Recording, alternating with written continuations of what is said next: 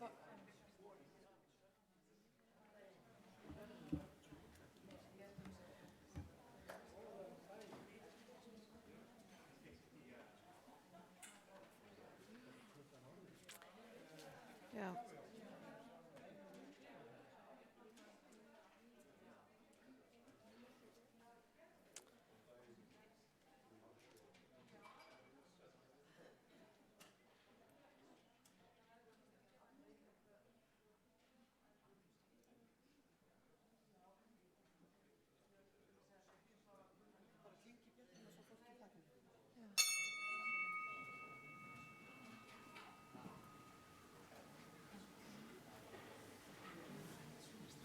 Guð gefi ykkur öllum góðan dag.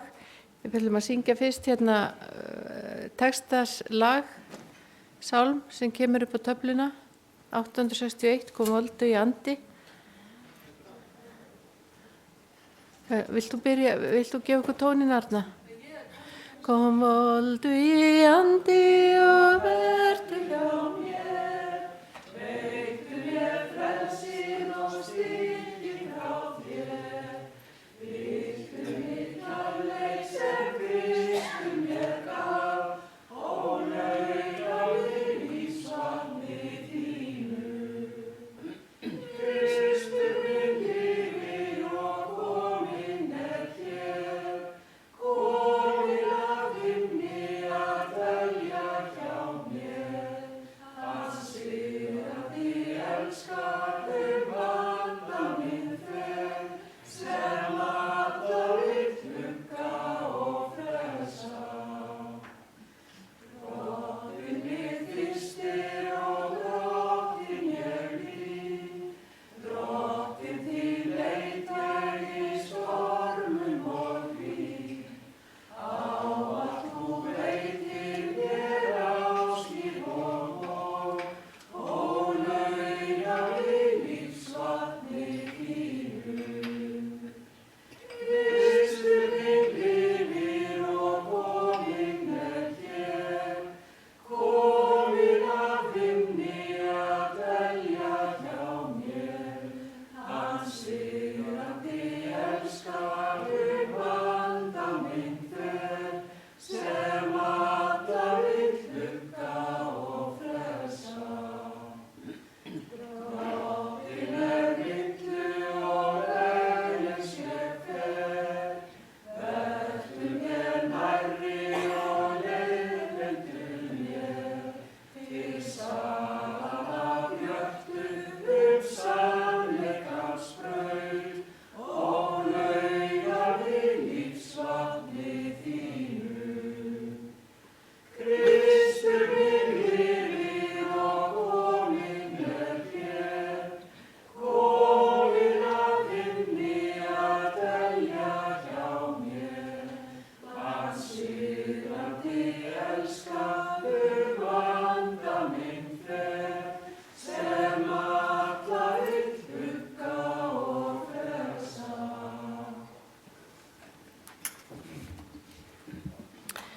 Ég les úr 4. kaflanum í Jóhannesar guðspjalli. Farisear höfðu heyrt að Jesús flengi fleiri lærisveina og skírði fleiri en Jóhannes. Reyndar skírði Jesús ekki sjálfur, heldur lærisveinar hans. Þegar Jesús var þess vís, hvarf hann brott úr Júdeu og hélt aftur til Galileu. Hann varð að fara Samaríu. Nú kemur hann til borgar í Samaríu Síkar heitir, nálægt þeirri landspildu sem Jakob gaf Jósef syni sínum. Þar var Jakobs brunnur. Jesús var vegmóður og settist þarna við brunnin. Þetta var hádegisbil.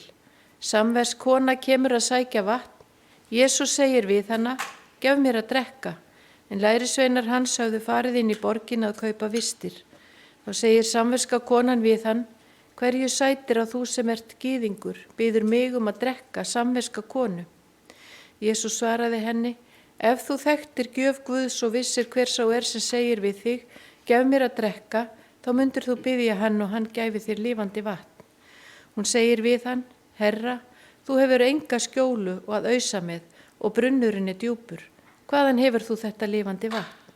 Ertu meiri en Jakob forfaðir okkar sem gaf okkur brunnin og drakk sjálfur úr honum og synir hans og fénaður? Jesús svaraði, hvern sem drekkur af þessu vatni mun aftur þyrsta, en hvern sem drekkur af vatninu ég gef honum mun aldrei þyrsta að eilífu, því vatnið sem ég gef honum verður í honum að lind sem streymir fram til eilífs lífs. Þá segir konan við hann, Drottinn, gef mér þetta vatn, svo að mig þyrsti ekki og ég þurfi ekki að fara hingað að ausa. Hann segir við hana, farðu, kallaðu á manninn þinn, komdu síðan hingað. Konan svaraði, ég á engan mann. Jesús segir við hana, rétt er það að þú eigir engan mann, því þú hefur átt 5 menn og sá sem þú átt nú er ekki þinn maður. Þetta sagðir þú satt. Konan segir við hann, Drottinn, nú sé ég að þú ert spámaður. Feður okkar hafa tilbyði Guð á þessu fjalli, en þið segið að í Jerúsalem sé sjá staður þar sem tilbyðja skuli. Jesús segir við hana, trúð þú mér kona, svo stund kemur að þið munu hvorki tilbyðja föðurinn á þessu fjallin í Jerúsalem. Þið tilbyðið það sem þið viljið ekki. Við tilbyðum það sem við þekkjum, því hjálpræði kemur frá gyðingum. Þannig hljóðar heilaga orð og við skulum biðja. Og ég ætla að biðja ykkur 4 sem ætlaði að vera með í bæninum að koma hingað.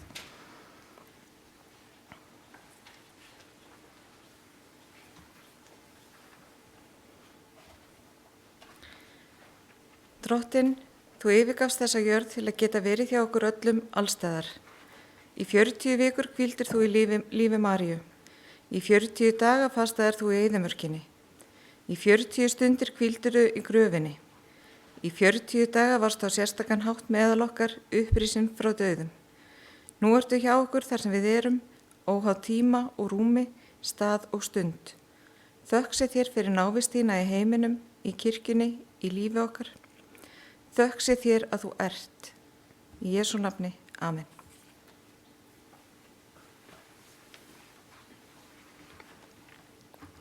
Drottinn Guð, þakka þér fyrir orðið þitt, þakka þér fyrir elsku þín og umhyggju. Þú einn veist hvað bíður okkar í dag. Stundum erum við kvíðin, tak frá okkur ótta og kvíða. Gakk þú með okkur í gegnum daginn og leif okkur að finna fyrir nærveru þinni. Við leggjum framtíð okkar í þínar hendur, Drottinn Jesú. Blessa þú einnig alla þá okkur eru kærir og við nefnum nú í hljóði frammi fyrir þér.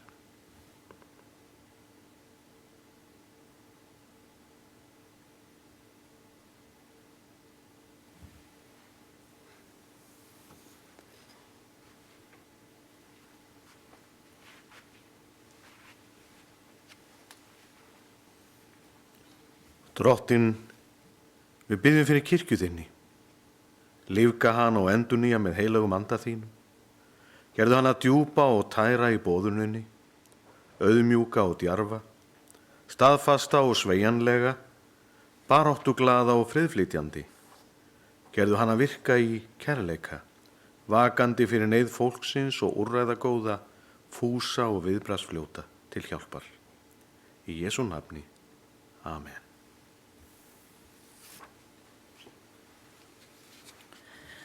Drottinn, þú sem hefur kallað okkur til starfa í vingarði kirkju þinnar hér í þessu landi. Án þín getum við alls ekkert gert. Ver okkur nálægur í anda þínum á þessu kirkjuþingi svo að öll okkar verk, ráð og gjörðir verði kirkju þinni til eflingar og landi og líð til blessunar. Drottinn, auka okkur trú, von og kærleika. Láta okkur elska það sem þú býður, að við öðlumst það sem þú hefur heitið okkur. Í Jesú nafni. Amen.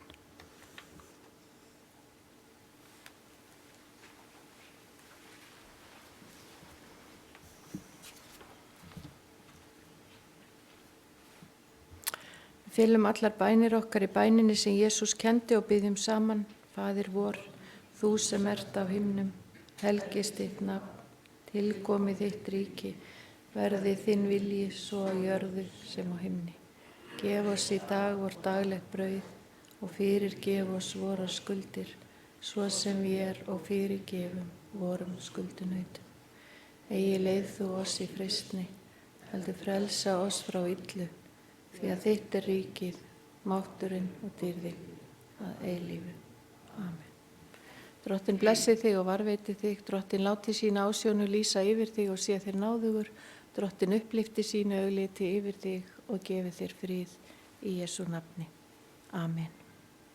Og það er sálmi nr. 728.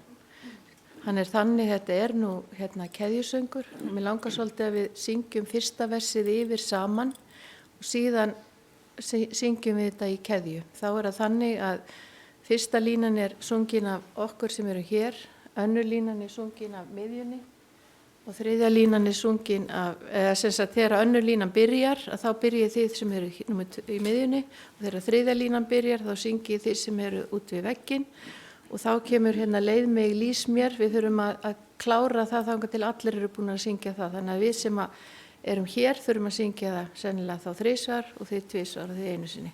Til þess að þetta passi saman og þannig með öll versinni. Fyrst skulum við syngja þetta 1 sinni yfir til að við lærum lagið. Faðir alls sem andar, allt lífið frá þér, leið mig lýs mér. Og svo byrjum við Faðir alls sem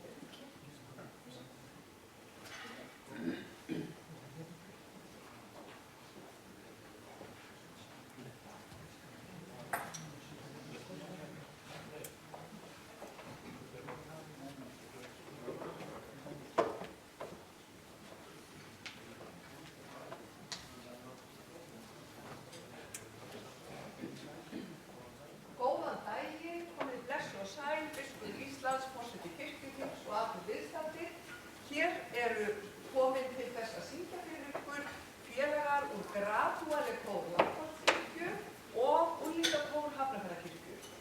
Og þessi vaski hópur með held ég einhverju 2 viðbót, þær byrjuðu á því að standa pliktina í vor þegar á sumardaginn 1. átti að vera útvarpsmessa með 150 börnum í Hafnarfjarðarkirkju. Þá voru það bara 15 í staðinn og stóðu sig frábærlega.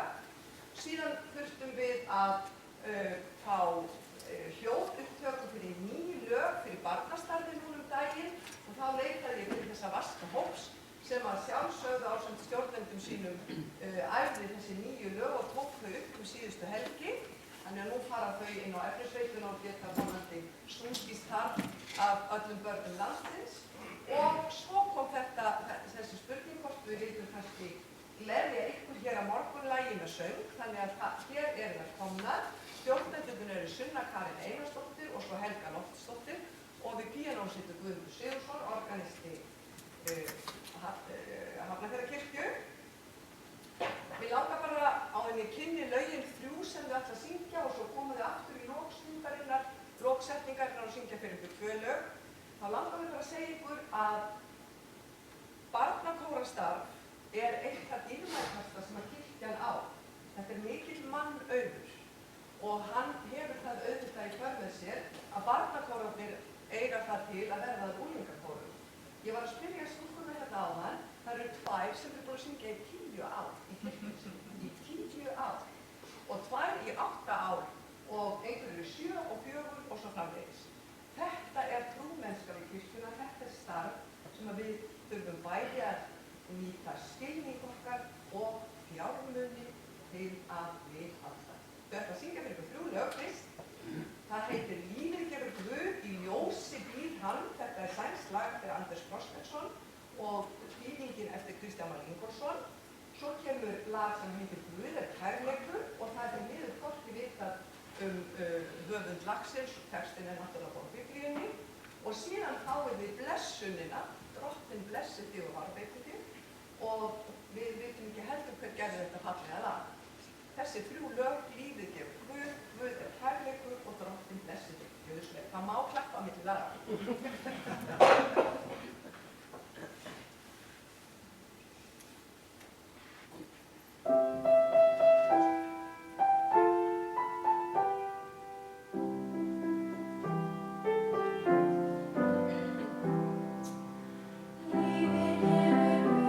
Guð, í ljós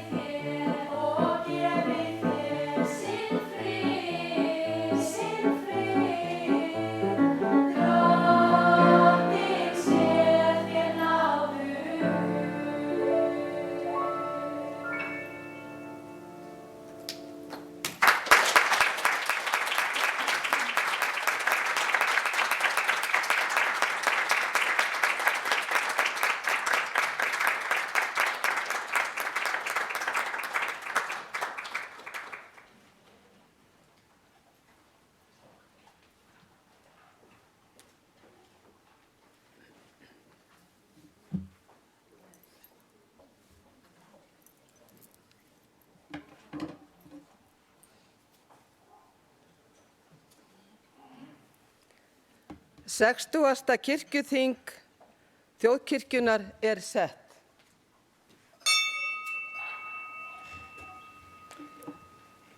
Agnes M. Sigurðardóttir, biskup, kirkjuþingmenn, gestir. Ég býð ykkur öll hjartanlega velkomin til þessa setningarathafnar kirkjuþings sem nokkuð frábrugðin venjubundnum setningarathöfnum. Til að gæta allrar varúðar vegna kórónuveirufaraldsins eru fáir gestir með okkur að þessu sinni. En ágætu kirkjuþingmenn, við minnumst nú 2 kirkjuþingsmanna sem fallið hafa frá síðasta kirkjuþingi. Ásbjörn Jónsson, fyrrum kirkjuþingsmaður og kirkjuráðsmaður, lést 3. desember 2019 á Heilbrigðisstofnun Suðurnesja. Hann var jarðsunginn frá Keflavíkurkirkju 13. desember 2019. Ásbjörn fæddist í Keflavík 20. október 1959 og ólst þar upp. Foreldrar hans voru hjónin Guðrún M. Sigurbergsdóttir húsfreyja og Jón B. Stefánsson skósmiður. Eftirlifandi eiginkona hans Auður Vilhelmsdóttir, grunnskólakennari, og eignuðust þau 3 dætur, Björgu, Birnu og Bergrúnu. Ásbjörn lauk stúdentsprófi frá Fjölbrautaskóla Suðurnesja árið 1978 og embættisprófi í lögfræði með fyrstu einkunn frá lagadeild Háskóla Íslands árið 1984. Hann öðlaðist héraðsdómslögmannsréttindi 1984 og réttindi til málflutnings fyrir Hæstarétti 2011. Suðurnesin voru starfsvettvangur Ásbjarnar. Hann starfaði bæði sem sjálfstæður lögmaður á lögfræðistofu Suðurnesja 2 áratuga skeið og síðan sem bæjarlögmaður Reykjanesbæjar og sem sviðsstjóri stjórnsýslu sviðs bæjarins. Þá var hann með réttindi sem löggiltu fasteigna fyrirtækja og skipasali.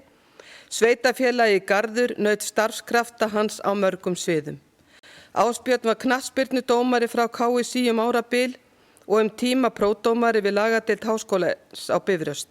Hann var dyggur félagi í starfi Rótari klúbbs Keflavíkur. Árið 2006 var hann kjörinn á kirkjuþing og var í forsætisnefnd þingsins 2006 til 2010. Hann sat í kirkjuráði 2010 til 2015.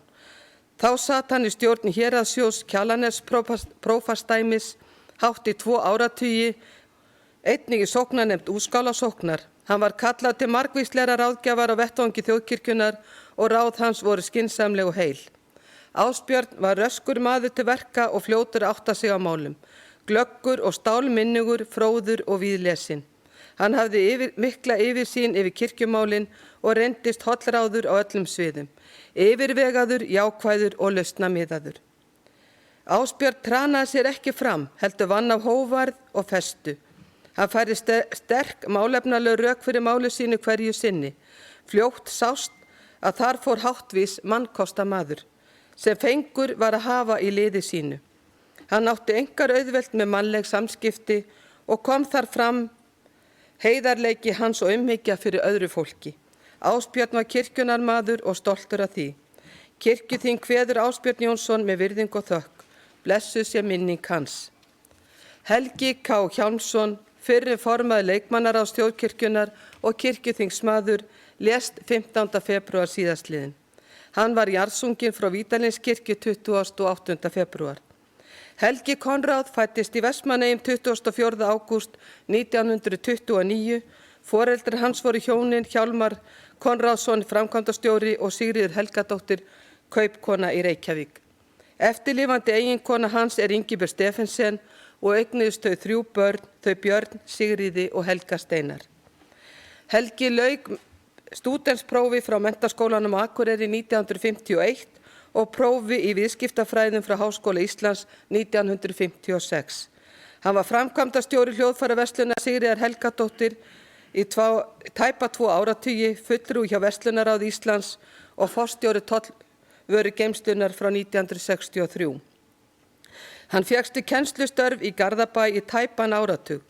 Einn af aðalhvatamönnum þess að stofnað yrði tónlistarfélag Garðahrepps og var fyrsti formaður þess, sem síðar hlaut nafnið Tónlistarskóli Garðabæjar. Hann tók og þátt í stjórnmálum og sat skeið í bæjarstjórn Garðahrepps, Garðabæjar sem varamaður fyrir Sjálfstæðisflokkin. Helgi kom mikið að kirkjumálum og var einlægur kirkjunamaður og vildi henni allt hið besta. Hann var formaður sóknarnefndar Garðakirkju, sat í héraðsnefnd Kjalarnesprófastsdæmis og á kirkjuþingi. Formaður Hjálparsjóðs Garðakirkju og sat í þjóðmálanefnd kirkjunar.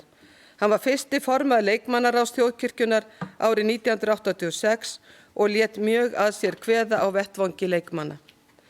Formaður leikmannaráðs er forystumaður leikmanna á kirkjulegum vettvangi. Hann starfaði einnig mikið á málefnum eldri borgara og var formaður Landssambands eldri borgara um skeið. Helgi var hvatamaður á stofnun Byggingafélags eldri borgara í Garðabæ. Þá var hann einn af stofnendur Rotary Klúbbs í Garðabæ árið 1965. Hann stundaði skógrækt í 20 ár. Snar þáttur í félagsstarfi hans var kórastarf í kirkjukór Garðakirkju og kór eldri borgara í Garðabæ. Hann kom svo sannarlega víða við í félagsmálum. Helgi var tillögugóður maður í öllum málum og glöggur, hafði góða yfirsýn yfir mál, fylginn sér og fastur fyrir ef með þurfti. Í öllum félagsmálum sýndi hann dugnað, félagslyndi og heiðarleika. Hann var ljúfur í allri viðkynningu og fólk skynjaði í fari hans sterka umhyggju og árvekni gagnvart þeim verkefnum sem hann tók að sér. Kirkjan átti þar góðan og öflugan liðsmann í skipulags- og fjármálum þar sem Helgi var. Kirkjuþing kveður Helga K. Hjálmsson með virðingu og þökk. Guð blessi minningu hans. Ég bið þingheim að rísa úr sætum til að votta hinu látnu virðingu okkar. Takk okkur fyrir. Þetta kirkjuþing er sett á fordæmalausum tímum. COVID-19 breytti heimsmyndinni og hefur haft mikil áhrif á allt okkar daglega líf. Fengið okkur til að hugsa hlutin upp á nýtt. Við hlýðum þríeykinu, Ölmu, Þórólfi og Víði sem hafa frætt okkur upplýst og sýnt samhug. Við erum öll í þessu saman. Í hverri ógn felast tækifæri og það hefur verið frábært að fylgjast með því hvernig kirkjunarfólk hefur nýtt sér tæknina á svo fjölbreyttan hátt vegna samkomubannsins. Þar hefur kirkjan komið til móts við unga sem aldna og fitjað upp á nýbreytni í messuhaldi, við barnastundir, predikanir, pistla og jarðarfarir hafa farið fram á netinu. Fundir nefnda kirkjuþings hafa verið haldnir með fjarfundabúnaði á netinu sem hefur gefist vel og er án efa komið til að vera að einhverju leyti. Það kemur þó ekki í stað þess að fólk hittist og ræði málin augliti til auglitis, því að við erum þrátt fyrir alla tækni félagsverur sem þurfum nærveru. Vegna faraldursins hefur framhaldsþingi 2019 verið frestað tvisvar og lauk því loksins í gær. Mikla breytingar hafa orðið á umgjörð og starfsumhverfi kirkjunar eftir að nýr viðbótarsamningur kirkju og ríkis var undirritaður 7. september 2019. Framtíðarnefnd var skipuð á kirkjuþingi 2019 og í þeirri nefnd voru tilnefndir fulltrúar frá fastanefndu kirkjuþings, þá voru í nefndinni fulltrúar biskups og fulltrúi kirkjuráðs. Starfsfólk biskupsstofu starfaði með nefndinni. Ég vil nota þetta tækifæri til að þakka alla þá góðu vinnu sem hefur nú skilað sér í þeim starfsreglum og tillögum af þeim sem við munum vinna eftir héðan í frá. Kirkjuþing hefur æðsta vald í málefnum þjóðkirkjunnar, þar með talið fjárstjórnarvald. Á okkur herðum hvílir svo skylda að við vinnum að heilindum með hag þjóðkirkjunnar að leiðarljósi. Við sem kosin erum til kirkjuþings berum því mikla ábyrgð á því að öll umgjörð starfið sé vönduð og starfsreglur séu góðar, einfaldar og markvissar, þannig að það sé skýrt hvernig á að starfa eftir þeim. Okkur er trúað fyrir þessu mikilvæga hlutverki og verkefni. Saga sem Halldór Kiljan Laxness, Nóbelsskáldið okkar, hefur verið mér ofarlega í huga undanfarna mánuði og það er sagan af brauðinu dýra. En þar segir frá Guðrúnu, vinnukonu pressins á Mosfelli.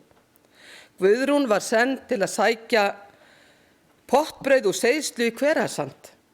Þegar hún lagði af stað heim með brauðið, gerði svo mikla þoku að stúlkan var villt í 3 sólarhringa. En aldrei kom henni til hugar að fá sér bita af brauðinu.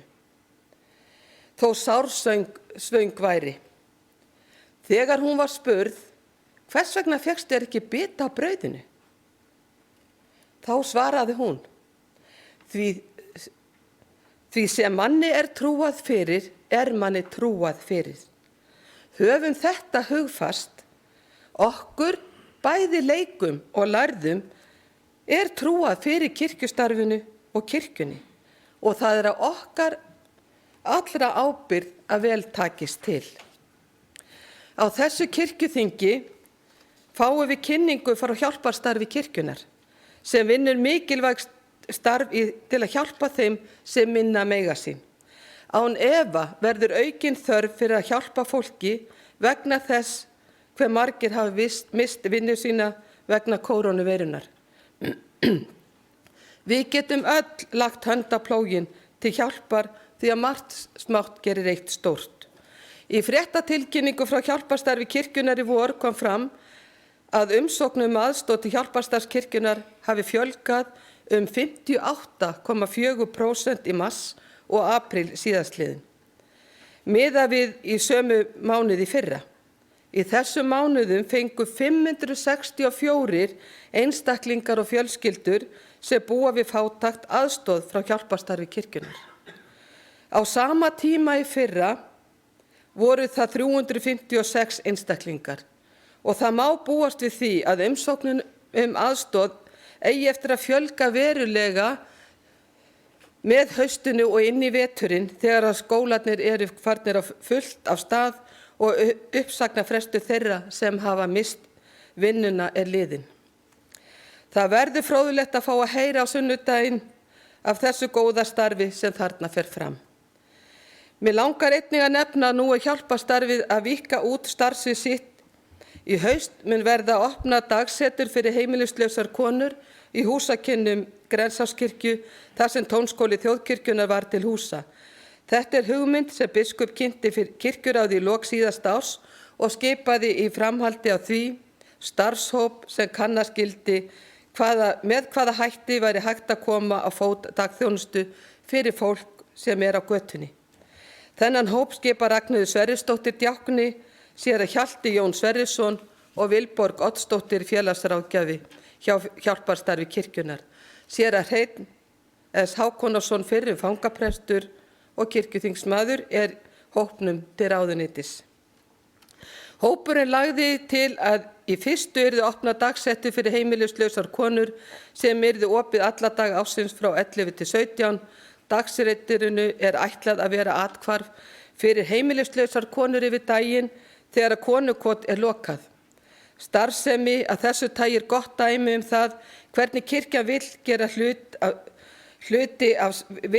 hluti af samfélaginu, sinna þjónustu við þegna þess og þá einnig hvernig kirkjan sé hlutverk sitt í komandi framtíð.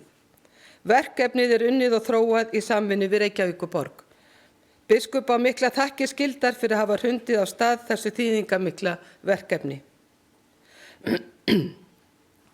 Góðu kirkjuþingsmenn, samfélag kirkjunar og þáttaka í þjóðlífinu birtist í samúð og umhyggju fyrir öðrum.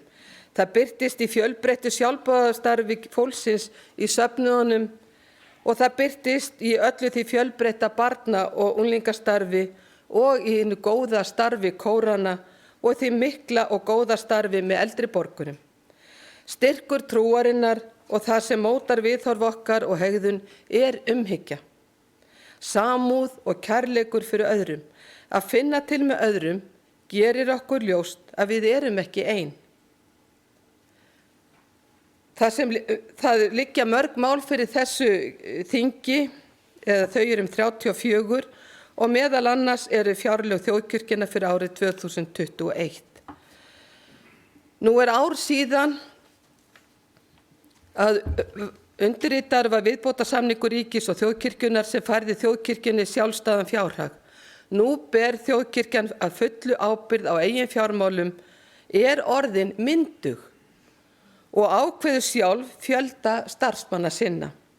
Árleg gagngreiðsla ríkisins samkvæmt kirkjujarðasamkomulaginu eign þjóðkirkjunnar, hvort sem það rennur að fullu til rekstrar hennar eða ekki. Kirkjuþing setur starfsreglur nýtingu greiðslna samkvæmt samningnum og nú annast þjóðkirkjan sjálf alla launavinnslu, bókhald og launagreiðslur starfsmanna sinna. Mikilvægt að farið verði vel með þá fjármuni sem þjóðkirkjan hefur úr að spila og nauðsynlegt að fara í þarfagreiningu á öllum sviðum, forgangsraða og standa við samþykkt fjárlög. Þegar ljóst var að fresta yrði kirkjuþingi fram á sumar ákvað forsætisnefnd að setja á laggirnar kjaranefnd þjóðkirkjunnar og hefur hún verið á störfum frá því snemma í vor. Nauðsynlegt þótti að strax yrði hafin vinna við að ræða með hvaða hætti kjör presta og annarra starfsmanna þjóðkirkjunnar yrðu best tryggð, en réttarstaða þessara starfsmanna breyttist eins og kunnugt við gerð viðbótarsamningsins og lagabreytinga þeirra sem hann hafði í för með sér. Frumvarp til laga þjóðkirkjuna verður á dagskrá kirkjuþings.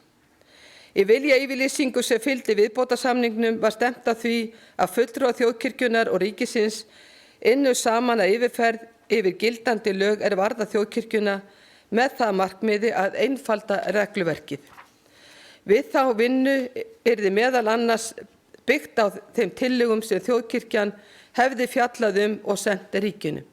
Frumvarpið felur í sér heildarendurskoðun á lögum stöðu, stjórn og starfshætti þjóðkirkjunnar númer 97 frá 1997 með síðari breytingum og miðar að því að einfalda til muna löggjöf þjóðkirkjuna og færa ákvörðunarvald skipan kirkjunnar sem kveðið á í löggjöf í dag til kirkjuþings. Í samræmi við ákvæði viðbótarsamningsins skipaði forsætisnefnd 3 manna nefnd til að vinna að nýju frumvarpi til laga þjóðkirkjuna í samstarfi við dómsmálaráðuneytið. Hér að ræða stutta rammalöggjöf starfsemi kirkjunnar. Frumvarpið skiptist í 8 kafla. Fyrsti kafli fjallar grundvöll þjóðkirkjunnar, skilgreiningu og aðild. Annar kafli fjallar almennt þjóðkirkjuna, meðal annars réttarstöðu hennar, að þjónustu þjóðkirkjunnar sé allt land, að kirkjan skuli í starfsháttum sínum halda í heiðri grundvallarreglur lýðræðis og jafnréttis. Einnig þar að finna ákvæði inngöngu úrsögn úr þjóðkirkjunni. 3. kafli fjallar söfnuði og greiðslu sóknargjalda til sóknarbarna kirkjunnar og skil ríkissjóðs á skrá eða lista með ákveðnum upplýsingum sóknarbörnin og fjölda þeirra. Þá og fjallað í kaflanum almenna þjónustu kirkjunnar allt land, meðal annars tengsl kirkjunnar og sveitarfélaga og ríkisvaldsins við ákveðnar aðstæður í samfélaginu. Í 4. kafla ákvæði kirkjuþing og biskup Íslands og valdmörk þessara eininga innan kirkjunnar. Það einnig fjallað samskipti kirkjunnar og stjórnvalda við samningu frumvarpa kirkjuleg málefni. 5. kafli fjallar biskupsdæmið biskupskjör fari samkvæmt starfsreglum kirkjuþings og valdsvið biskups Íslands skilgreint. Í 7. kafla fjallað samninga eignarrétt milli þjóðkirkjunnar og ríkisins og fjármál þjóðkirkjunnar. Það árlega gagngreiðslu á grundvelli viðbótarsamnings ríkis og kirkju. Í 7. kafla fjallað kirkjuþing að kirkjuþing setji starfsreglur, samþykktir og ályktanir málefni þjóðkirkjunnar og birtingu þeirra á vefsíðu þjóðkirkjunnar. Í 8. kafla ákvæði gildistöku frumvarpsins og ákvæði til bráðabirgða sem helgast af viðbótarsamningi ríkis og kirkju sem samþykktur var í september 2019. Verkefni kirkjuþings á komandi misserum verður því að setja nýjar starfsreglur í stað þeirra lagaákvæða sem falla brott samkvæmt nýjum lögum og breyta ýmsum. Breytingar felast meðal annars í reglum málsmeðferð varðandi gerð árlega fjárlaga kirkjuþings og jafnframt því að setja gjaldskrá kirkjuþings greiðslur fyrir prestþjónustu þjóðkirkjunnar. Forsætisnefnd hefur í huga að framhaldsþingi kirkjuþings 2020 verði haldi málstofa þjóðkirkjuna til framtíðar hvert við viljum stefna. Það von mín að störf okkar á kirkjuþingi verði góð, árangursrík og þjóðkirkjunni til heilla.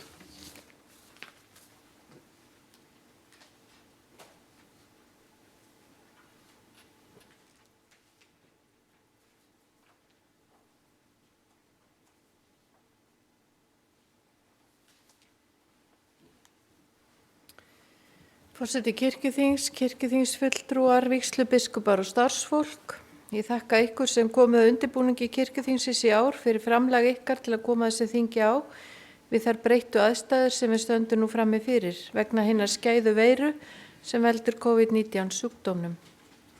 Einnig þakka ég þeim sem hafa gert okkur kleift að funda hér í þessum glæsilegu húsakynnum sem á söngmálastjóra Margréti Bóasdóttur fyrir að koma því í kring að við fáum notið tónlistarflutningsins hér í dag. Takk kæru kórfélagar fyrir ykkar framlag hér í byrjun þessa þings sem og undirleikaranum og kórstjóranum. Eins og við vitum flest með öðrum hætti nú stundir en áður var. Einnig eru mikla breytingar í kirkjunni sem kalla á afgreiðslu kirkjuþings í mörgum málaflokkum.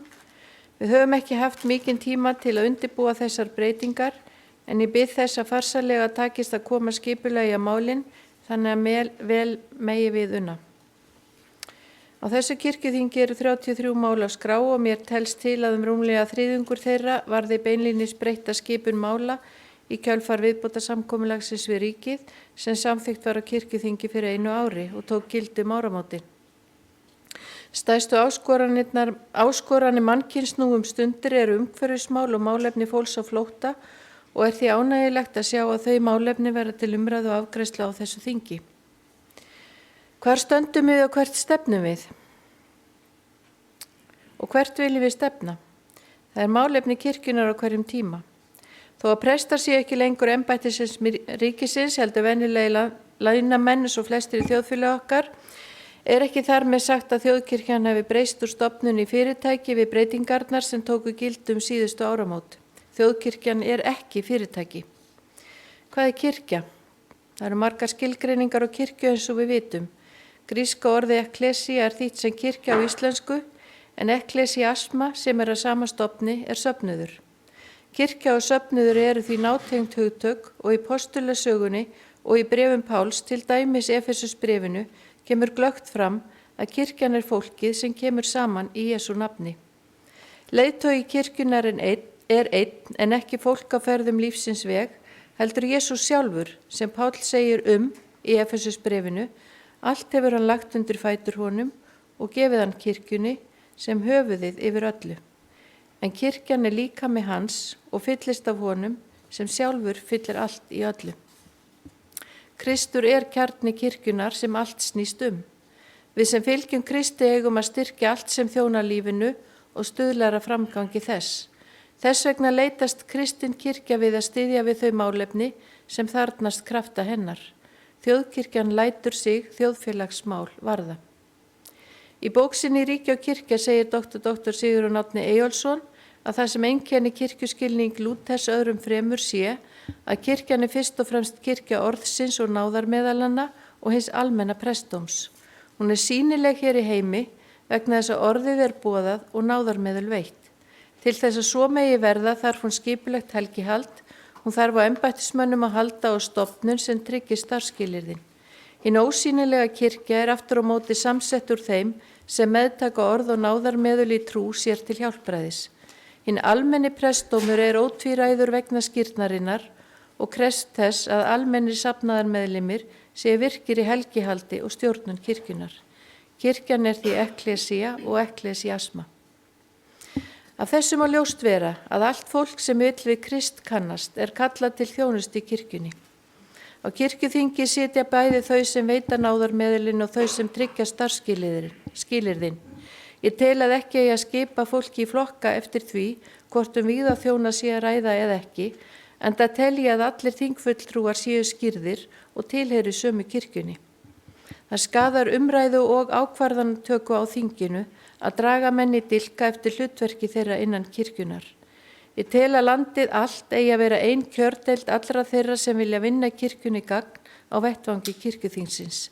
Þetta stilla upp listum þar sem viðhorf og framtíðarsýn er sameiginleg þeim sem listan mynda. Hlutverk kirkjuþings er að setja ramman og reglurnar utan hina sýnilegu kirkju. Það er mikilvægt að öll sjónarmið komi fram þegar mál eru rædd á kirkjuþingi og menn nái samstöðu þar sem kirkjuþing fer með æðsta vald í málefni þjóðkirkjunar. Fleiri málaflokkar bætast nú við verkefni og ábyrgðarsvið kirkjuþings þar sem þjóðkirkjulögunum hefur verið breytt á þessu ári. Nú er það kirkjuþings að bera fulla ábyrgð á fjármálunum en eins og kunnugt er endurspegla fjárhagsáætlanir þar starf sem fer fram komandi ár. Fjármál fjalla því ekki bara að ná endum saman, heldur að marka stefnu og ákveða starfsemi næsta árs og næstu ára í þjóðkirkjunni. Kirkjuþing verður einnig að gæta þess að hægt sé að vinna eftir þeim starfsreglum sem það setur. Niðurstaða hvers máls þarf því að vera þaulhugsuð, grandskoðuð og þjónandi því hlutverki sem kirkjan hefur, sem er að koma þeim góða boðskap sem fagnaðar erindið inniber til skila. Kristur er kjarni kirkjunar sem allt snýst Við sem fylgjum Kristi eigum að styrkja allt sem þjóna lífinu og stuðlara framgangi þess. Þess vegna leitast kristin kirkja við að styðja við þau verkefni sem þarfnast krafta hennar. Þjóðkirkjan lætur sig þjóðfélagsmál varða. Á morgun við framkvæmdastjóri hjálparstarfs kirkjunar kynna okkur starfi þar. Hjálparstarfið hefur stutt einstaklinga og fjölskyldur í hálfa öld, veitt neyðaraðstoð og veitt þróunaraðstoð í fátækum löndum Afríku. Aðstoð innanlands er veitt og ný, faglegri og valdeflandi aðferðafræði hefur orðið öðrum til eftirbreytni. Kristur er fyrirmynd okkar og frelsari. Í nafni hans og í anda hans skulum við taka höndum saman og finna leiðir til að halda utanum þau fjölmörgu sem kvíða framtíðinni á tímum heimsfaraldurs og afleiðinga hans. Kjörorð hjálparstarfsins, enginn getur hjálpað öllum en allir geta hjálpað einhverjum, hafa hvatt okkur sem stöndum fyrir opnum dagsettus fyrir konur til dáða.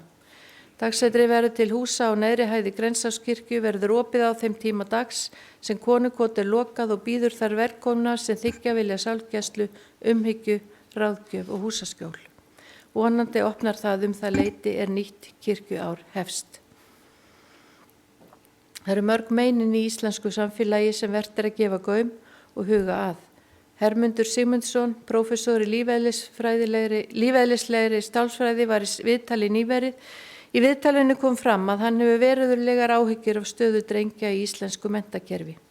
Hann segir lyfjanótkun í íslenskum grunnskólum benda til þess að eitthvað sé að þjóðfélaginu og að kynja hlutföll í háskólum sé með því versta sem sést í hinu vestræna heimi. Skólaskylda barna er 10 ár. Það þætti mörgum fullorðnum erfið staða að þurfa að mæta til vinnu hvern virkan dag á stað sem fólki líður illa á. Við breytum ekki börnunum en getum hjálpað þeim til farsæls lífs með því að breyta kerfum og aðferðum. Þá ekki aðeins við skólana heldur hvar sem börnin eru. Barna- og æskulistarf kirkjunar hefur leitast við að fræðast það sem best hefur reynst í starfi við börn og ungmenni og það á einni við fermingarstarfið. Í þessari viku heimsótti ég Vatnaskó en það var liður í vísitasíu minni Vesturlandsprófastsdæmi sem hófst í byrjun þessa árs en er ekki lokið vegna heimsfaraldursins.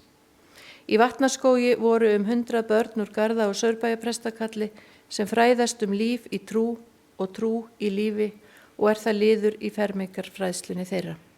Starfið í kirkjunni er fjölbreytt og hefur það eina markmið að kenna börnunum að elska Guð og náungan og þroskast og eflast sem einstaklingar. Kirkjan hefur mikið að gefa til fjölskyldna og uppalanda. Undanfarna daga hefur mikil umræða verið Jesúmynd sem birtist á kynningu á sunnudagaskóla vetrarins. Ég harma það að myndin hafi valdið þeim sársauka og reiði sem margir hafa lýst.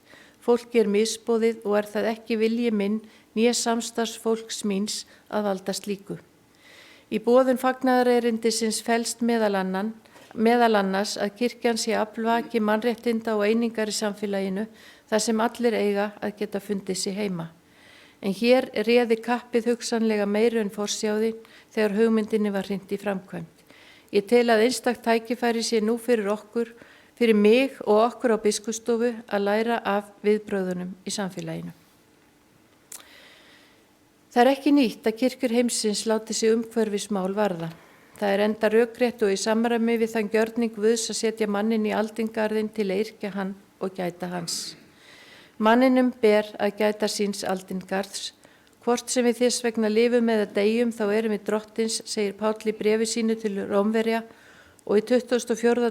Davíðsálmi erum við einnig mynd á eignarhald drottins á mannanna börnum sem á sköpuninni allri, en þar segir: Drottni heyrir jörðin og allt sem á henni er, heimurinn og þeir sem í honum búa. Eins og undanfarin ár hefur þjóðkirkjan tekið þátt í tímabili sköpunarverksins þar sem sérstök áhersla er lögð á lífsætti sem samræmst geta alla framtíð, heimsmarkmiðum Sameinuðu þjóðanna í loftslags- og umhverfismálum.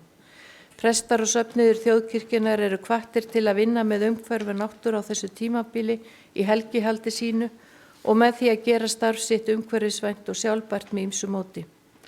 Nú þegar hafa 12 söfnuðir og starfsstöðvar á vegum kirkjunar fengið viðurkenninguna á grænni leið vegna umhverfisstarfsins og 2 söfnuðir öðlast rétt til að kallast grænir söfnuðir.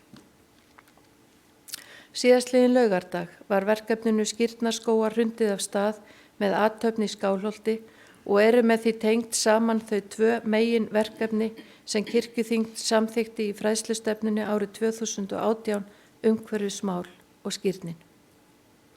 Stærsta verkefni sem við tökum þátt í á sviði umhverfismála er stofnun bandalags trú með jörðinni. Í byrjun október í fyrra stóð þjóðkirkjan fyrir alþjóðlegri ráðstefnu í Skálholti með yfirskriftinni Faith and Community Engagement for the Sustainable Development Goals, eða SDG eins og það er oft kallað. Trú og samfélag með sjálfbærni markmiðum Sameinuðu þjóðanna. Í samræmi við ákall þeirrar samkomu hafa fulltrúar frá þjóðkirkjunni, félagi Sameinuðu þjóðanna, landgræðslunni, skógræktinni, ásamt einstaklingum úr vísinda- og háskólasamfélagi og ýmsum trúfélögum á Íslandi unnið með fulltrúa umhverfisstofnunar Sameinuðu þjóðanna sem nefnt er UNEP í skammstöfun að því að náð fram samfylgd allra trúarhreyfinga í baráttu fyrir heimsmarkmiðum Sameinuðu þjóðanna. UNEP hefur unnið markvisst að þessu verkefni frá því árið 2017. Ráðstefnan mun fara fram í næsta mánuði og verður henni væntanlega stjórna frá Skálholti en flestir hinna 500 þáttakanda verða með á fjárfundum. Sjálf ráðstefnan ber yfirskriftina Faith for Nature Multi-Faith Action eða fjöltrúarlegar aðgerðir með náttúrunni. Er að ræða einstakt framtak sem sameina á helstu trúfélögum aðgerðir í þágu heimsmarkmiðana og umhverfisverndar almennt. Enn fremur verða gerð drög að ályktun fyrir næsta umhverfisþing Sameinuðu þjóðanna hlutverk trúarinnar og gilda í baráttunni fyrir heimsmarkmiðin. Ríkisstjórnin hefur samþykkt að Ísland verði vettvangur ráðstefnunnar og UNEP hefur gert hana að lið í formlegu undirbúningsferli að 5. umhverfisþingi Sameinuðu þjóðanna sem haldið verður í febrúar næsta ári. Vísindamenn hafa frætt okkur hvernig komið er fyrir móður jörð vegna ofhlýnunar og nú er komið að öðrum að taka við þeim upplýsingum og finna leiðir til lausnar. Öflugt landgræðslufólk á Íslandi hefur í alþjóðlegu starfi sínu gert sér grein fyrir því hve nauðsynlegt það er að hafa samtök með trúarlegan bakgrunn með sér í baráttu gegn gróðureyðingu og eyðimerkur myndun. Þar hefur það verið á sömu nótum og forystufólk umhverfisstofnunar Sameinuðu þjóðanna. Andleg gildi eru drifkraftur 80% jarðarbúa að sögn þeirrar stofnunar og þess vegna hafa leiðtogar trúarhópa einstaka möguleika til þess að hafa áhrif á hegðun einstaklinga gagnvart umhverfi sínum. Þess vegna telur umhverfisstofnun Sameinuðu þjóðanna nauðsynlegt að hafa öll helstu samtök með trúarlegan bakgrunn á heimsvísu í verki með sér. Það hefur verið sérstaklega ánægilegt og gefandi fyrir þjóðkirkjuna að ljá þessu verkefni lið. Á þessu þingi liggur fyrir tillaga verkáætlun vegna umhirðu jarða þjóðkirkjunar. Verkáætlunin fylgir í kjölfar umhverfisstefnunnar sem samþykkt var á kirkjuþingi fyrir 3 árum. Gríðarlegar breytingar urðu á þjóðkirkjunni, stöðu hennar og skipulagi við nýjan viðbótarsamning sem samþykktur var í fyrra. Kirkjuþingsins bíður mikil vinna sem mun vinnast í nokkrum lotum. Ég er þess fullviss að þið lendið málum á farsælan hátt þar sem tekið hefur verið tillit til lausna miðaðarar umræðu. Guð blessi ykkur og störf ykkar.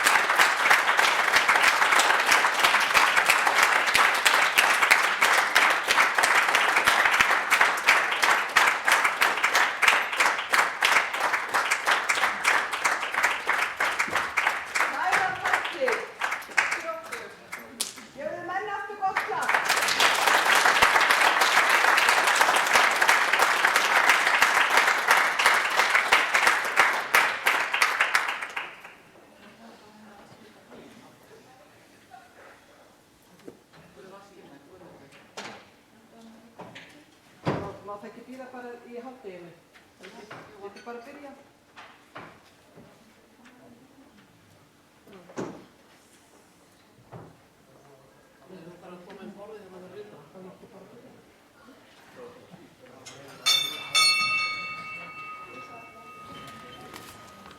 Fyrsti fundur kirkjuþings 2020-2021 er settur.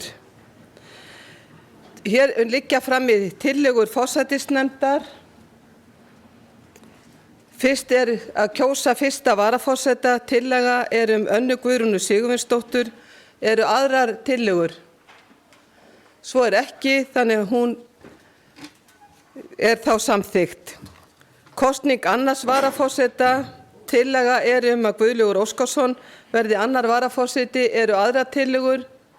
Svo er ekki, þannig hann er rétt kjörinn. Þá er kosning í fastanefndir kirkjuþings.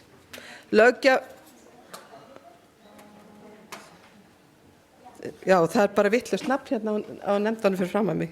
Þetta á að vera allsherjarnefnd. Það er Guðrún Karls Helgudóttir, Anný Ingimarsdóttir, Árný Herbertsdóttir, Guðbjörg Arnardóttir, Guðlaugur Óskarsson, Guðmundur Þór Guðmundsson, Kolbrún Baldursdóttir og Margrét Eggertsdóttir. Eru fleiri, eða vil ég breyta aðra tillögur? Svo er ekki, þannig allsherjarnefnd er þá með rétt kjörinn. Fjárhagsnefnd Gísli Jónasson, Einar Már Sigurðarsson, Gísli Gunnarsson, Hermann Ragnar Jónsson, Hreinn Hákonarson, Þuríður Björg Víum Árnadóttir, Svana Helen Björnsdóttir og Þorkell Heiðarsson. Eru fleiri tilnefningar eða? Svo er ekki. Engar aðra tillögur, þannig að fjárhagsnefnd er þá rétt kjörinn. Þá er það löggjafarnefnd. Það er Steindór R. Haraldsson, Anna Guðrún Sigurvinsdóttir, Arna Gretarsdóttir, Axel Árnason Njarðvík, Bryndís Malla Elídóttir, Hildur Inga Rúnarsdóttir, Hreiðar Örn Sóeka Stefánsson og Skúli S. Ólafsson. Eru fleiri tilnefningar? Það er ekki, þannig að löggjafarnefnd er því rétt kjörinn. Þá er að kjósa formanna fasta þingnefnda kirkjuþings og varaformanna. Í fjárhagsnefnd er lagt til að séra Gísli Jónasson verði formaður og Svana Helen Björnsdóttir varaformaður. Eru aðrar tillögur? Svo er ekki, þannig að þau skoðast rétt kjörinn. Í löggjafarnefnd Steindór Haraldsson formaður og Arna Gretarsdóttir varaformaður. Já, þetta er bara vitlaust á blaðinu hjá mig. Bryndís Malla Elídóttir. Eru aðrar tillögur? Svo er ekki, þannig að þau eru rétt kjörinn. Allsherjarnefnd, það er Guðrún Karls Helgudóttir formaður og Guðlaugur Óskarsson varaformaður. Eru aðrar tillögur? Svo er ekki, þannig að þau eru þá rétt kjörinn.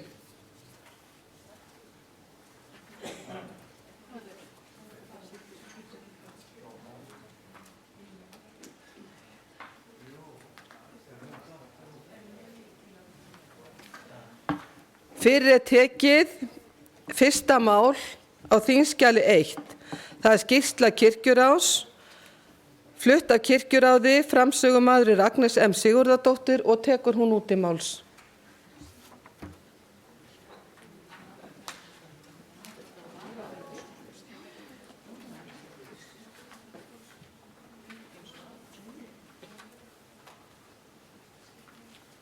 Forseti, ég flyt til skýrslu kirkjuráðs. Hún er hér á mörgum blöðum eins og þið þið hafið hana væntanlega fyrir framan ykkur, þannig ég ætla ekki að lesa alveg frá orði til orðs en stikla yfir hana á stóru. En ég ætla að byrja á byrjuninni. Fundir kirkjuráðs hefðast alltaf á ritningalestur og bæn. Kirkjuráðsfulltrúarnir minna sig á í hvers nafni þeir starfa og hafa í huga orð postulans, verið með sama hugarfari sem Kristur Jesús var, en þessi orð standa í 5. versunni í 2. kaflanum í Filippíbréfinu.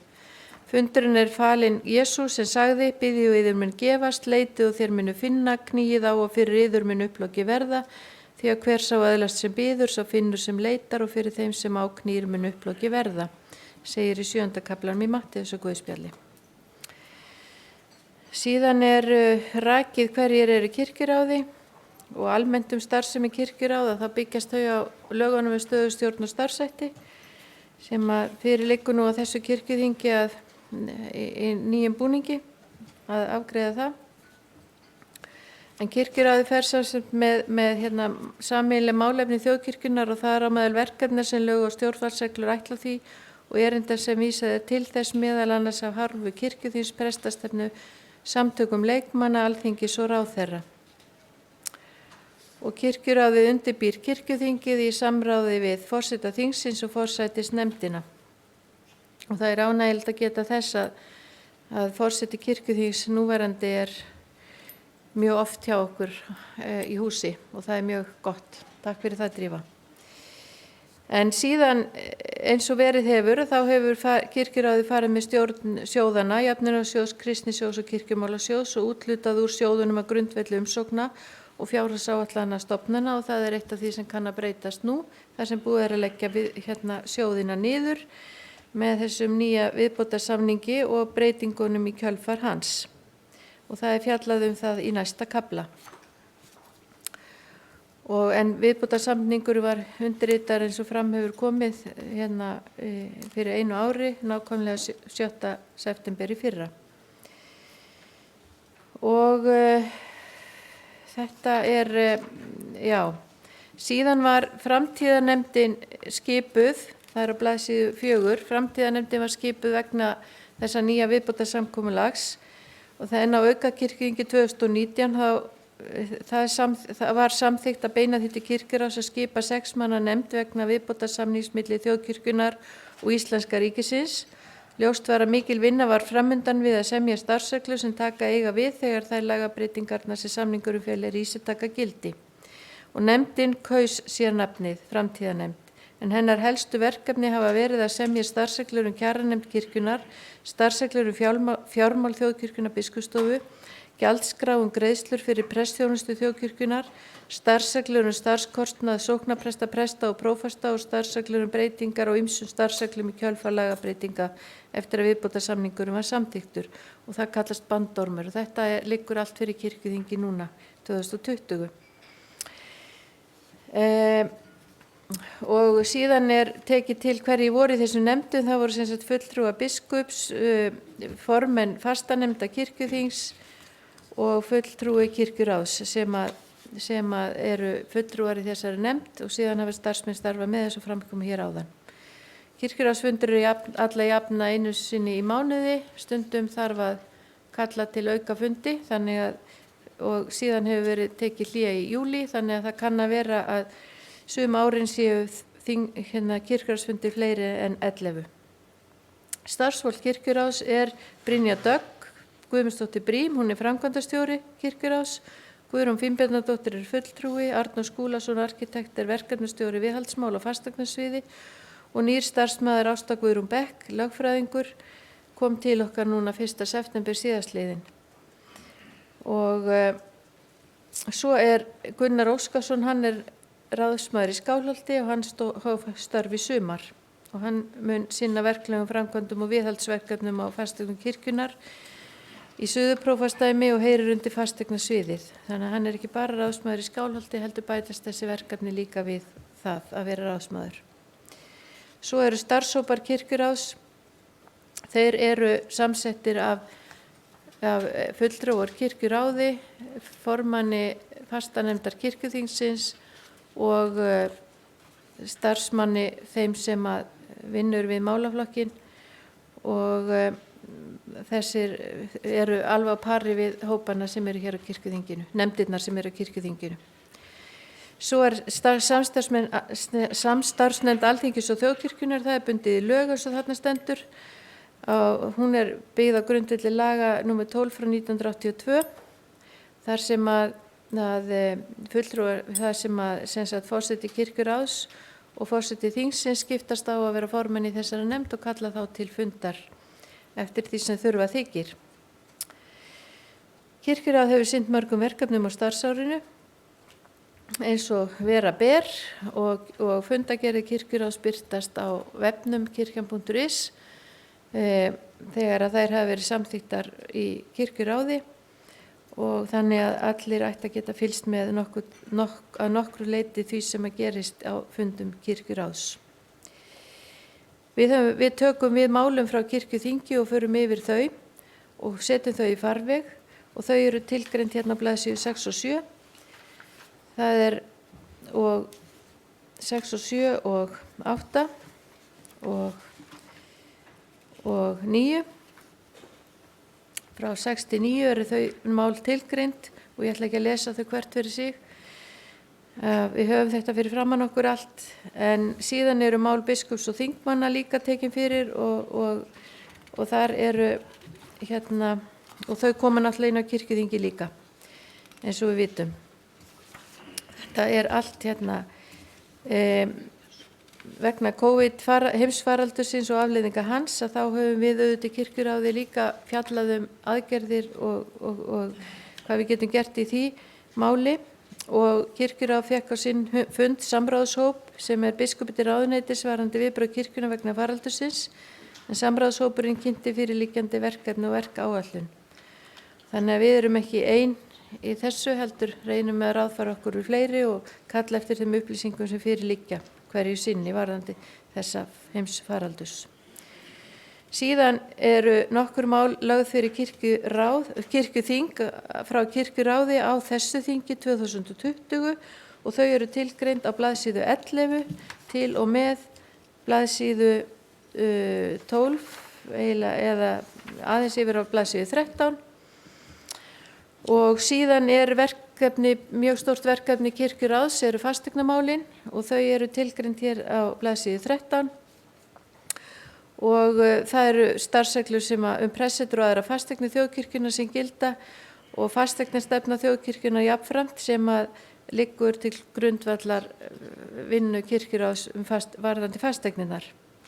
En kirkjuráð annast rekstur fasteigna kirkjumála sjóðs sem reyndar ekki lengur til, en var til náttúrulega, sem felst meðal annars því að annast viðhald eignana í samræmi við samþykkta fjárhagsáætlun, gæta réttinda og varðveita þau sem tengjast eignunum, sjá tryggingar og halda upp í lögskilum.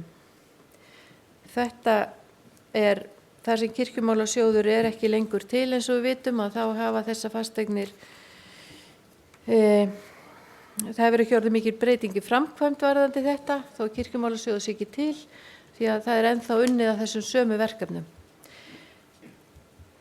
Síðan er þarna fjallað fasteignasviði sérstaklega á blaðsíðu 13. Það er talað seldar fasteignir, það er alltaf eitthvað það að fasteignir séu seldar og þá eru ákvarðanir teknar það og samþykktir gerðar í kirkjuráði það. Síðan eru kynnt fyrir okkur í kirkjuráði helstu viðfangsefni og verkefni kirkjuráðs á sviði fjármála eru tilgreind á blaðsíðu 14. En þetta er svona eitt af eilíðarmálunum að taka fyrir fasteignamálin á fundunum. Síðan eru nokkra stofnanir sem heyra undir kirkjuráð.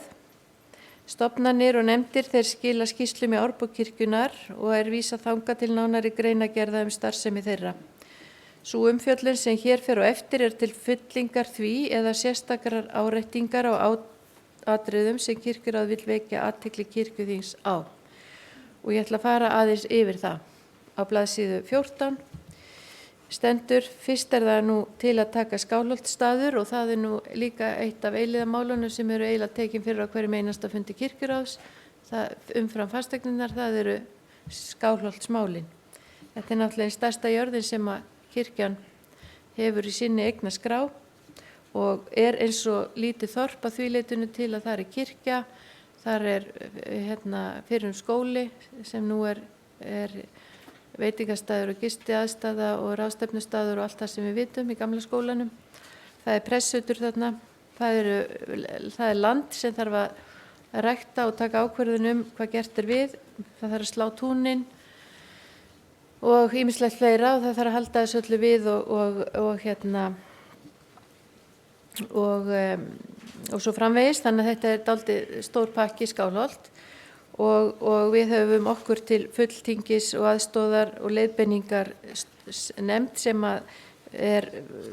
að drífa forseti kirkjuráðs þings formaður fyrir og það er bæði heimafólk og aðrir í þeirri nefnd sem að hjálpar okkur.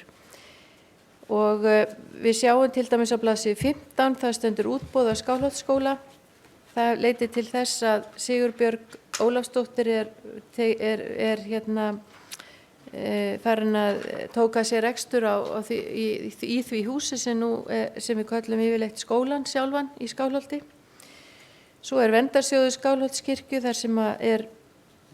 þar í stjórn er fólk sem að vill svo sannarlega styðja við starfsemi kirkjunnar á öllu leyti og hefur gert mjög mikið. Til dæmis sá verndarsjóðurinn að mestu að fjármagna viðgerðina á gluggunum í Skálholtskirkju sem var gert í fyrra og hittifyrra. Nú svo er líka samkvæmt lögum, þá starfar ennþá skólaráð í Skálholtsskóla þó að skólinn hafi ekki verið þar eins og áður, lýðháskólinn í áraraðir, að þá samkvæmt lögum ennþá þannig að það þarf að vera skólaráð í Skálholtsskóla og frá því greint á blaðsíðu 16. Tónskóli Þjóðkirkjunnar er einnig á hendi kirkjuráðsins og þess vegna fjallað hann þarna á blaðsíðu 16 og hann starfar eftir starfsreglum kirkjutónlist og fer eftir þeirri kirkjutónlistastefnu sem samþykkt hefur verið á kirkjuþingi hér fyrir einhverjum árum. Svo má ekki gleyma fjölskylduþjónustu kirkjunnar sem mikilvæg stofnun og mikilvæg þjónusta sem þar fer fram við bæði inn á við og út á við, þar sem að prestar þjóðkirkjunnar, djáknar og starfsfólk getur fengið handleiðslu og fjölskyldur landsins geta leita til og án þess að þurfa til fagfólk sem kann vel til verka og þjálfað og menntað í því að hjálpa fjölskyldum. Og nú svo hefur kirkjuráði líka á höndum stjórn kirkjuhúsi Skálholtsútgáfunnar, Strandakirkju Selvogi, kirkjuþing unga fólksins kemur það að og svo eru 10. önnur verkefni á blaðsíðu 18 og 19 og 20 og fram á blaðsíðu 21 í nokkrum orðum. Ég ætla sérstaklega að vekja athygli ykkar á uppstillingarnefndinni sem ný nefnd sem það eru 50 og ég held 2 nefndir í kirkjunni og samtals, 259 manns eða 200 og eitthvað manns sem til Ég man ekki, ég ekki með þetta fyrir fram að minna ákvæmlega núna, við vorum aðeins að fara yfir þetta síðasta fundi. Það eru mjög margar nefndir í kirkjunni og það mjög, og margir sem tilnefna í þær og þess vegna og til þess að gæta samræmis og faglegheita og fá stuðning við þetta allt að þá var sett að fót uppstillingarnefnd sem getið hér á blaðsíðu 19 neðst. Kirkjuþing áréttaði að farið verði eftir ályktun Kirkjuþings 2017 hlutdeild unga fólksins í kirkjustarfi og stjórn og ályktun sama þings að jöfn hlutföll kynja skuli ávallt vera í öllum stjórnum, nefndum og ráðum á vegum þjóðkirkjunnar. Til að vanda betur skipan í nefndir svo tekið sér tillit til kynjajafnræðis, kynslóðajafnræðis, landshlutadreifingar, umhverfisverndar áherslna og fjölbreytileika í nefndum þótti rétt að setja upp sérstaka nefnd sem hafi yfirsýn yfir alla nefndir þjóðkirkjunnar og geti stillt upp nefndum svo framangreindum viðmiðum sé fylgt. Biskup Íslands og kirkjuþing geta einnig leita til uppstillingarnefndar. Kirkjuráð samþykkt á fundi sínum 7. til 7. janúar 2020 að skipa eftirfarandi aðila sem aðalmenn í uppstillingarnefnd, séra Hildur Björk Hörpudóttir, sviðsstjóri fræðslu og kennslustjónustusviðs og jafnréttisfulltrúi þjóðkirkjunnar formaður, séra Grétar Halldór Gunnarsson, prestur í Grafarvogssókn og Berglind Hönnudóttir, kirkjuþingsfulltrúi. Varamenn voru skipaði séra Dagur Fannar Magnússon, prestur í Heitölum, kannski verður hann doktor einhvern tímann, séra Magnús Ellinsson, prófastur Vestfjarðaprófastsdæmis og sóknarprestur í Ísafjarðarkirkju og séra Steinunn Arthúr Björnsdóttir, prestur í Neskirkju. Þannig að ég tel að þetta hafi verið gott skref í sambandi við nefndavinnuna að koma á þessari uppstillingarnefnd. Nú svo náttúrulega getið þarna úttekt kirkjuráðs og aðgengi fatlaðra og hreyfihamlaðra að kirkjum og safnaðarheimilum landsins sem að fjallað á kirkjuþinginu hér í fyrra og gagnlegt og gott mál. Og svo að lokum það sem við aðeins komum inn á í gær varðandi flutning biskupsstofu. En lokaorðin eru þessi: skýrslur kirkjulegra stofnana og nefnda birtast í árbók kirkjunnar sem nær öllu jöfnu yfir tímabilið frá 1. júní til 31. maí. Árbókin er gefin út á rafrænu formi nema tölulegar upplýsingar prófasdæmi, prestaköll og sóknir. Læt ég þessum máli mínu lokið. Takk fyrir.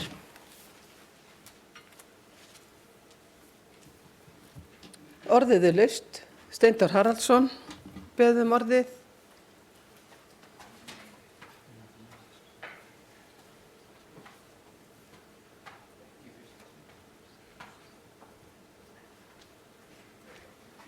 Forseti, ég þakka forseta kirkjuráðs ágæta skýrslu og en hef eina spurningu eða réttara sagt athugasemd við það sem kom fram í máli hennar. Hún segir að það sé búið að leggja niður alla sjóði kirkjunar, eða það segir kirkjuráð. Ríkið hefur ekki lagt niður neina sjóði að mér vitandi hér í kirkjunni. Ég veit ekki betur en að það sé kirkjuþing sem ákveður það hvort að sjóðir eru lagðir niður eða ekki. Og að mínu viti þá skiptir ekki máli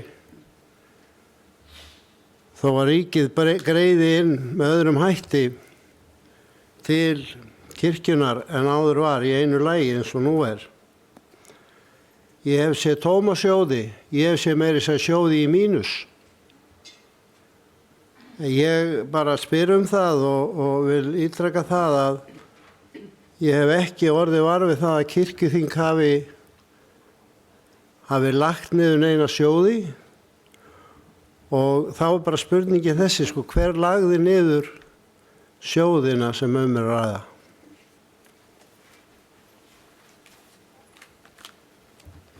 Orðið er laust skýrslu kirkjuráðs. Fleiri hafa ekki hvatt sér hljóðs og já, Bryndís Malla, Elídóttir. Já.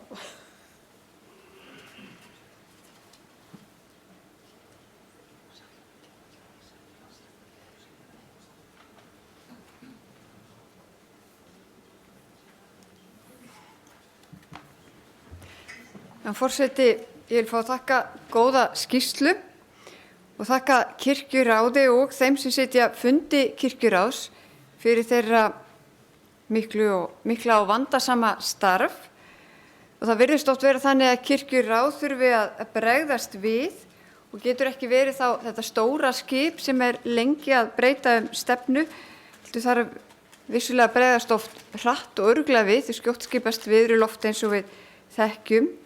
En það var líka svo gott að sjá í skýrslunni að kirkjuráð er einnig að framfylgja ákveðinni stefnu og áætlun að sjálfsögðu eins og því er ætlað að gera.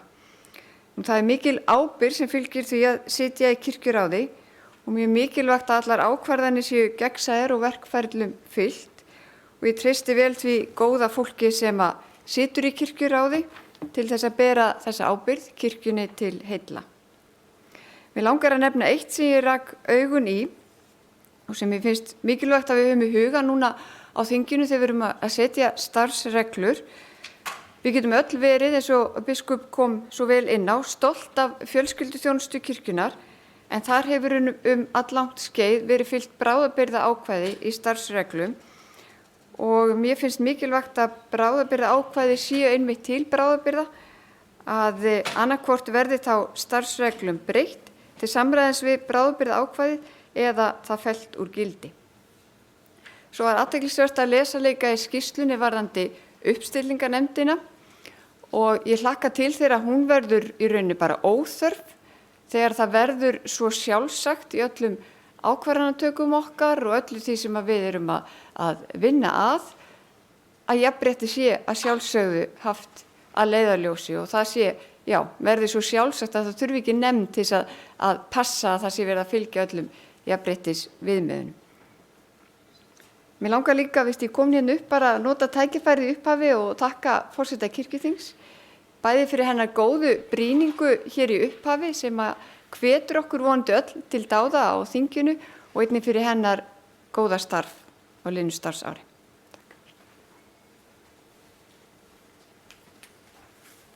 Til máls tekur Guðbjörg Arnardóttir og svo Gísli Jónasson. Endilega gefið mér merki að þið viljið taka til máls.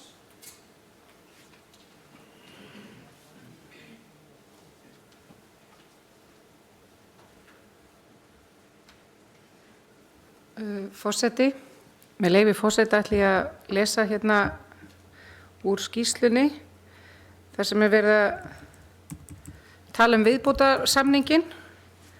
Þarna ein setning sem að hljóðar svo með leyfi forseta: markmið viðbótarsamningsins var að einfalda framkvæmd fjárhagslegs stuðnings ríkisins við þjóðkirkjuna á grundvelli framangreindra samninga og auka sjálfstæði þjóðkirkjunar í fjármálum. Ég hef séð þetta orðalag líka annar staðar þar sem talað fjárhagslegs stuðnings ríkisins við þjóðkirkjuna. Ég læt þetta pínlítið fara í taugarnar á mér. Að við höfum þetta svona, þetta á ekki að vera, þegar sem að tala gagnreiðslu, að halda því á lofti. Og ég man ekki, ég er búin að nóta það hjá mér, ég sá þetta einhverstaðar annar staðar líka þar sem talað þetta, en mér langaði bara að benda á þetta. Takk.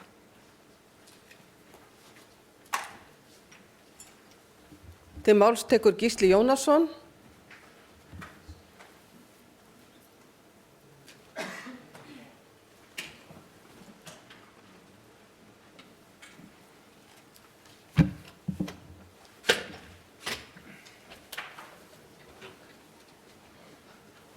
Forseti, ég ætlaði svo sem ekki að fara að fjalla þessa skýrslu sem heild, en get þó tekið undir mál fyrri ræðumanna því að þetta orðalag pirrar mig líka og ég vil líka taka undir þetta með sjóðina. Þó að lög sjóðina hafi verið afnumin, þá það náttúrulega kirkjuþings að ákveða hvað sjóðina verður. Það hlýtur að liggja í augum uppi. En tilefni þess að ég stend nú hér upp nú bara að lýsa ákveðnum vonbrigðum með eitt mál þar sem það kannski helst hægt að ræða það undir þessum liða því það hluti af skýrslunni og það framgangur máls sem ég flutti nú á síðasta þingi aðgengi fatlaðra og hreyfihamlaðra. Að þurfa að lesa það hér í skýrslunni að síðustu upplýsingar hafi borist 28. ágúst þykir mér með hreinum ólíkindum. Það sem að bréf sem sent var í prófastsdæminn 10. janúar bað að þetta yrði unnið og skilað fyrir 15. febrúar. Þannig að hægt var að vinna áætlun fyrir næsta kirkjuþing. Ég stóð náttúrulega persónulega fyrir að þetta væri framkvæmt í mínu prófastsdæmi og það tók 5 daga. Þannig að ég get ekki skilið að því að þetta nú mál sem mér skylt bæði sem flutningsmanns og auðvitað því að það reynir auðvitað á og það nú kannski oft ekki fyrir að það brennur á manni sjálfum sem maður oft gerir sér grein fyrir ýmsum málum og ég verð svo sem að skammast mín fyrir það að hafa ekki sinnt þessu málaflokki fyrr. En mér finnst þetta með hreinum ólíkindum að þurfa að lesa þetta hér og vita þá að það ekkert búið að gera í málinu í raun og veru fram að þessu. Og staðan til dæmis í mínu tilviki, þó ég ætlist nú ekki til þess að þið farið að vorkenna mér sérstaklega, en staðan þó samt sú að staður kirkjunar eins og Skálholt mér í dag lokaður. Og ég þurfti síðast fyrir rúmri viku síðan að halda fund sem ég haft árlega í Skálholti að Sólheimum í Grímsnesi vegna þess að aðgengi í Skálholti ekkert. Og ef það tekur meir en heilt ár bara að koma staði aðgengi sé ekkert, þá hef nú ekki miklar vonur að aðgengi verði bætt á neinum skömmum tíma. Þannig bara þetta sem ég vildi tjá. Ég lýsi bara í vonbrigðum með að þessi framgangur skuli vera svona seinn.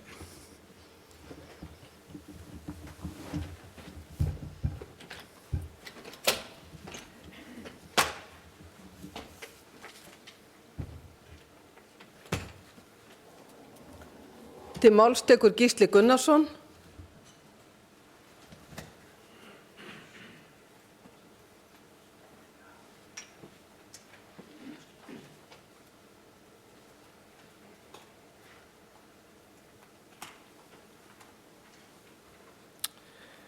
Forseti, ég þakka fyrir skýrslu kirkjuráðs.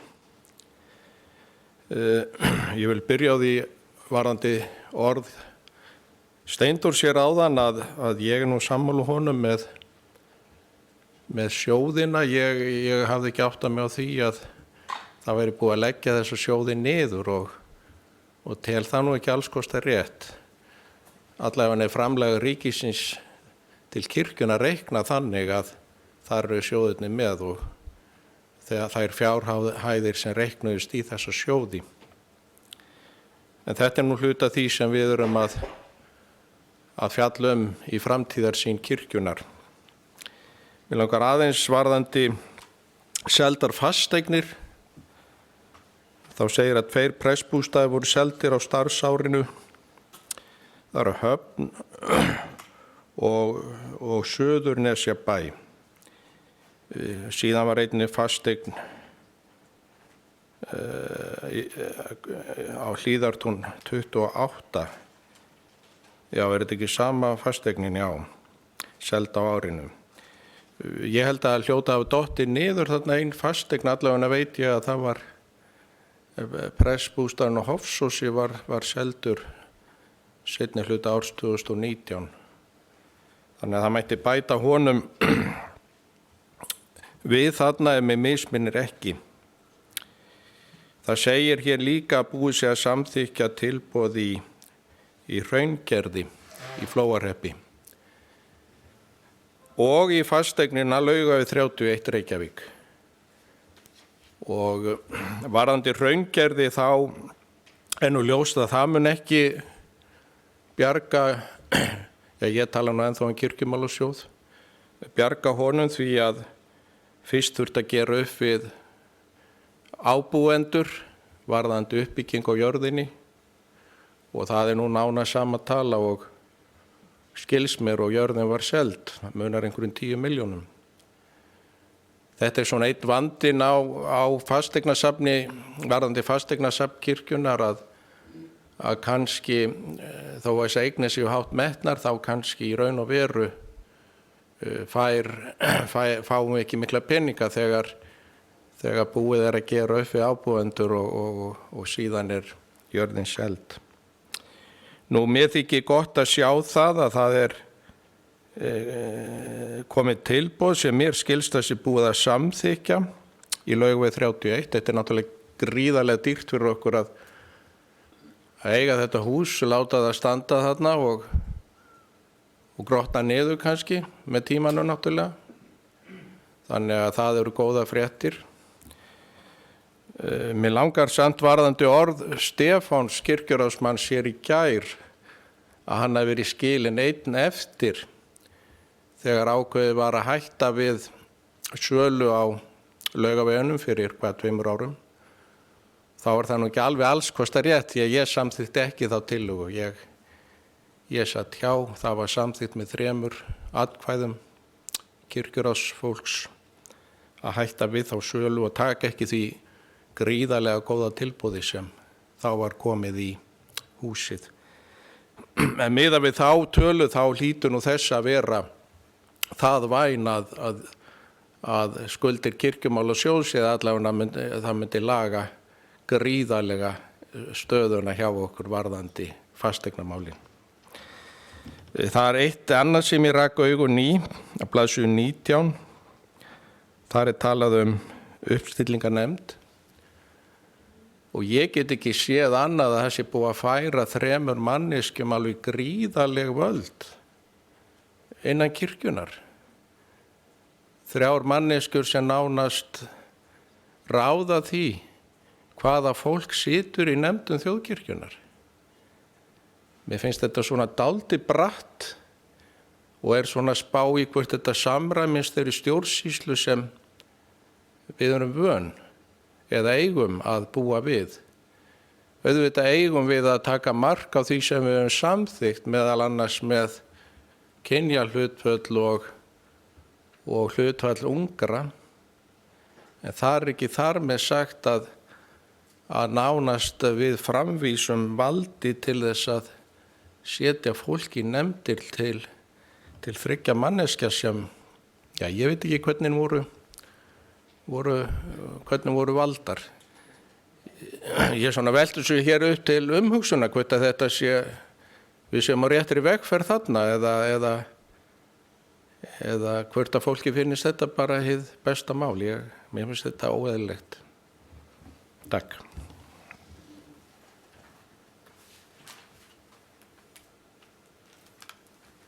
Stefán Magnússon tekur til máls.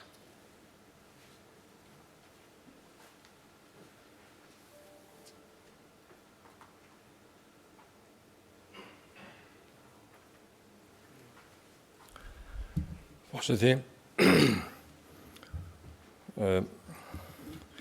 aðeins varðandi uppstillingarnefndina, þá hefur lítið svo á að hún væri ráðgefandi fyrir viðkomandi stjórnvald, en bæri ekki ábyrgð á skipaninni. Þess utan varðandi nefndina, þá hefur hún klárlega ákveðið hlutfall að gæta alls kyns jafnvægis innan kirkjunnar, skulum við bara orða almennt. En þá skýtur svolítið skökku við að af 6 aðal- og varamönnum skuli 6 vera starfsmenn kirkjunnar og þar af 5 prestar. Þetta er einhvern veginn aðeins á skjön við tilgang nefndarinnar sem á að gæta að alls kyns jafnvægi. En ég vil taka það fram svo að það sé nú ekki verið að hártoga það, að ég er ekki að nýta í þetta ágæta starfsfólk sem þarna er nefnd. Það er ekki minn punktur. Þannig að ég bið fólk að taka það og fara ekki að reyna að snúa út úr því með því. Takk fyrir.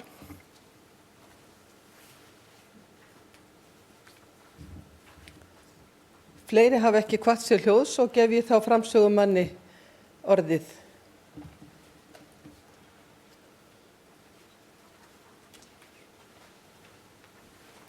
Forseti, þakka ykkur sem hafi tekið þátt í umræðinni fyrir ykkar framlög. Það er gott að fá þessi sjónarmið fram, þar sem ég náttúrulega hefði átt að skiljast og kannski hefði átt að tjá mig betur þegar ég sagði að það væri búið að leggja sjóðina niður. Auðvitað meinti ég það að það er búið að fella það út úr lögunum, það er búið að breyta lögum og alþingi sjóðina, en ég gerir mig fulla grein fyrir því að kirkjuþing ræður auðvitað hvað það gerir með málið.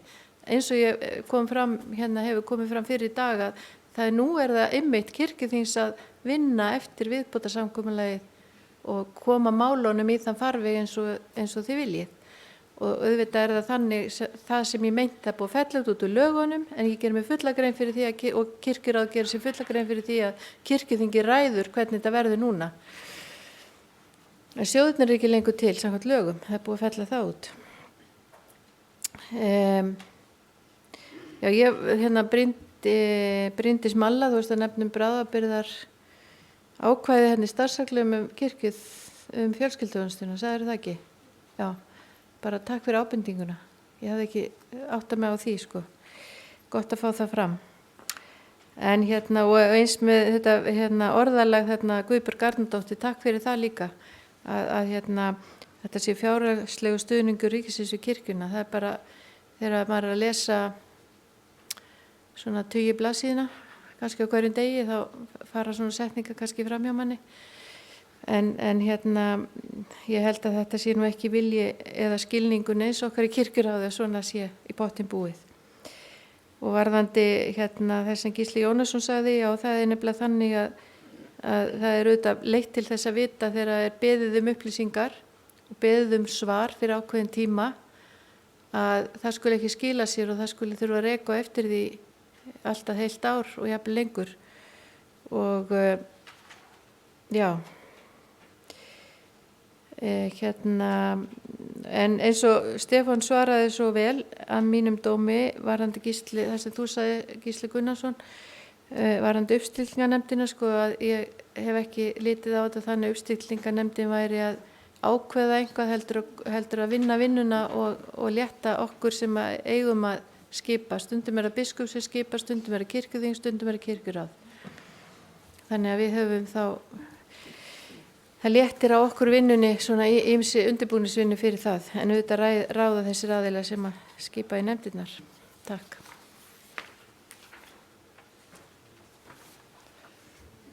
Þá fyrri umræðu fyrsta mál lokið og verður nú málinu vísað til annarra umræðu og allsherjarnefndar.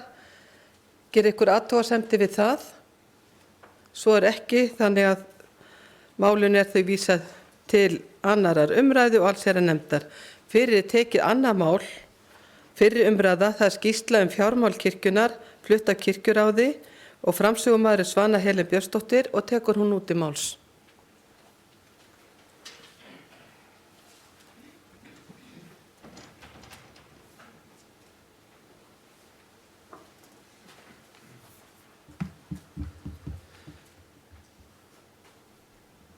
Forseti, ég flyt hér skýrslu fjármál þjóðkirkjunnar Biskupsstofu. Umtalsverðar breytingar hafa verið gerðar á skipulagi fjármála þjóðkirkjunnar í kjölfar nýs viðbótarsamnings við kirkjujarðarsamkomulagið sem samþykktur var á kirkjuþingi síðla árs 2019. Í ársbyrjun 2019 var bókhald Kirkjumálasjóðs, Jöfnunarsjóðs og Kristnisjóðs fært frá ríkisbókhaldskerfinu Orra yfir í bókhaldskerfið Navisjón. Bókhald Biskupsstofu var áfram fært í ríkisbókhaldinu. Í ársbyrjun 2020 hætti þjóðkirkjan að vera hluti af ríkisbókhaldinu og öll launavinnsla var færð til fjármáladeildar kirkjunar í stað fjársýslu ríkisins áður. Ríkið greiði nú framlag sitt fyrsta virkadag hvers mánaðar inn á bankareikning þjóðkirkjunar Biskupsstofu með kennitölu 46 01 69 69 09. Þessar breytingar kröfðust talsverðrar endurskipulagningar á verkum fjármáladeildar og sú vinna enn í gangi. Verið að endurskrá öll verkferli fjármála með aðstoð fagaðila. Rekstur þjóðkirkjunar Biskupsstofu nú allur á einni kennitölu og verður 1 árs uppgjör fyrir árið 2020 í stað 4 uppgjöra árin áður. Árið 2020 hefur verið mikið álag á fjármáladeild við endurskipulagningu og við hönnun bókhalds á sama tíma sem verið að vinna upp eldri verkefni. Verið að skipuleggja bókhaldið eftir sviðum, deildum og verkefnum. Fjárhagsáætlun sett upp á sama hátt svo auðvelt verið að bera saman rauntölur og áætlun. Svið þjóðkirkjunnar Biskupsstofu eru 5. Þau eru þjónustusvið, rekstrarsvið, fasteignasvið, fræðslusvið og úthlutanir. Undir hverju sviði eru deildir og undir deildum eru verkefni. Hvert svið hefur einn sviðstjóra sem ber ábyrgð á að hans svið standist fjárhagsáætlun og að kostnaður deilda verði ekki umfram fjárheimildir. Þjóðkirkjan notar rafrænt samþykktarkerfi reikninga og eru deildarstjórar með samþykktarheimildir og þeim reikningum sem þeir stofna til, en sviðstjórar samþykkja alla reikninga sem eru yfir 100.000 krónum. Enn verið að skipuleggja deildir undir sviðum. Markmið að raða deildum saman eftir eðli verkefna, en áður höfðu sjóðirnir lögboðin hlutverk og verkefnin röðuðust á sjóðina eftir þeim hlutverkum. Kirkjuþing skipaði framtíðanefnd sem meðal annars gerði tillögur að nýjum starfsreglum fjármál, en þær starfsreglur verða lagðar fram til samþykktar á þessu þingi. Fjárhagsáætlun fyrir árið 2021 var unnin með aðstoð frá ráðgjafasviði KPMG en hún í fyrsta sinn lögð fram á kirkjuþingi til umfjöllunar og samþykktar. Fjárhagsáætlun var unnin af fjármálastjóra og starfsmanni KPMG í samráði við starfsdeildir og eftir kostnaðarliðum núlíðandi árs, það ársins 2020. Eftir fyrstu drög að fjárhagsáætlun ársins 2021 var tekjuhalli áætlunarinnar 183 milljónir króna. Ljóst að Þjóðkirkjan Biskupsstofa lendir í fjárhagserfiðleikum ef ekki verður gripið til aðgerða strax og þessari þróun snúi við. Fundur var haldinn málið með forseta kirkjuþings, formanni fjárhagsnefndar kirkjuþings, biskupi Íslands, skrifstofustjóra, fjármálastjóra og framkvæmdastjóra kirkjuráðs. Kirkjuráð fundaði einnig málið. Niðurstaða þessara beggja funda var að skera niður kostnað eins og hægt en jafnframt að huga að öðrum aðgerðum sem snúa rekstrinum við til framtíðar. Ljóst að greiðsla ríkisins til kirkjunar reiknast eftir launahækkunum líðandi árs en ef laun presta hækka umfram þá hækkun strax komin rekstrarhalli. En helsta leiðin til að mæta þessum halla að fækka prestsembættum því launakostnaður langstærsti hluti rekstrarkostnaður eða 80%. Móta þarf verklag við gerð og samþykkt fjárhagsáætlana kirkjunar en verið að vinna að tillögum slíkt verklag. Tillagan ætti að liggja fyrir á næsta kirkjuþingi. Frumvarp til fjárlaga ríkisins fyrir árið 2021 liggur ekki fyrir og því þarf að áætla fjárhæð greiðslu ríkisins vegna viðbótarsamnings ríkis og kirkju í fjárhagsáætlun kirkjunar fyrir árið 2021. Og auðvitað það þannig að það eru fæstar stofnanir og fæst fyrirtæki tilbúin með fjárhagsáætlun á þessum tíma árs. Fjármál sókna. Það sem frumvarp til fjárlaga næsta árs liggur ekki fyrir ekki hægt að segja fyrir hvert sóknargjaldið verður árið 2021 en sóknargjaldið nú 975 krónur á einstakling á mánuði. Upplýsingar hvernig tekjuskattstofn ríkisins skiptist og hversu hátt sóknargjaldið af tekjuskattinum ekki aðgengilegar almenningi. Þetta gerir ríkinu auðvelt fyrir að skerða sóknargjaldið og almenningu lítur svo á að framlag frá ríkinu sé að ræða en ekki endurgreiðslu á innheimtu gjaldi. Til að reikna út hversu hátt sóknargjaldið á að vera samkvæmt lögum sóknargjöld þarf að reikna upp stofn frá árinu 1997. En stofn sóknargjaldsins það árið var 400 krónur og 24 aurar á einstakling á mánuði. Þessi stofn á að verðbætast árlega eftir hækkun meðaltekjuskattsstofns einstaklinga á öllu landinu á milli tekju ára. Þessi verðbreytingastuðull fæst með því að deila fjölda framteljenda í tölur frá ríkisskattstjóra tekjuskattsstofna á ári. Leggja þarf áherslu á að fá ríkið að samningaborðinu til að semja sóknargjöldin. Ljóst að fjárhagsstaða sókna fer versnandi vegna langvarandi skerðinga og því miður leiðrétting sóknargjalda ekki í sjónmáli. Huga þarf að möguleikum sókna til að auka tekjur sínar með ýmsum öðrum leiðum en með hækkun sóknargjalda. Mikilvægt að hefja umræðu þessi mál strax og nauðsynlegt að grípa til aðgerða sem fyrst. Rekstrarafkoma þjóðkirkjunar 2019 og þá fyrst biskupsstofa.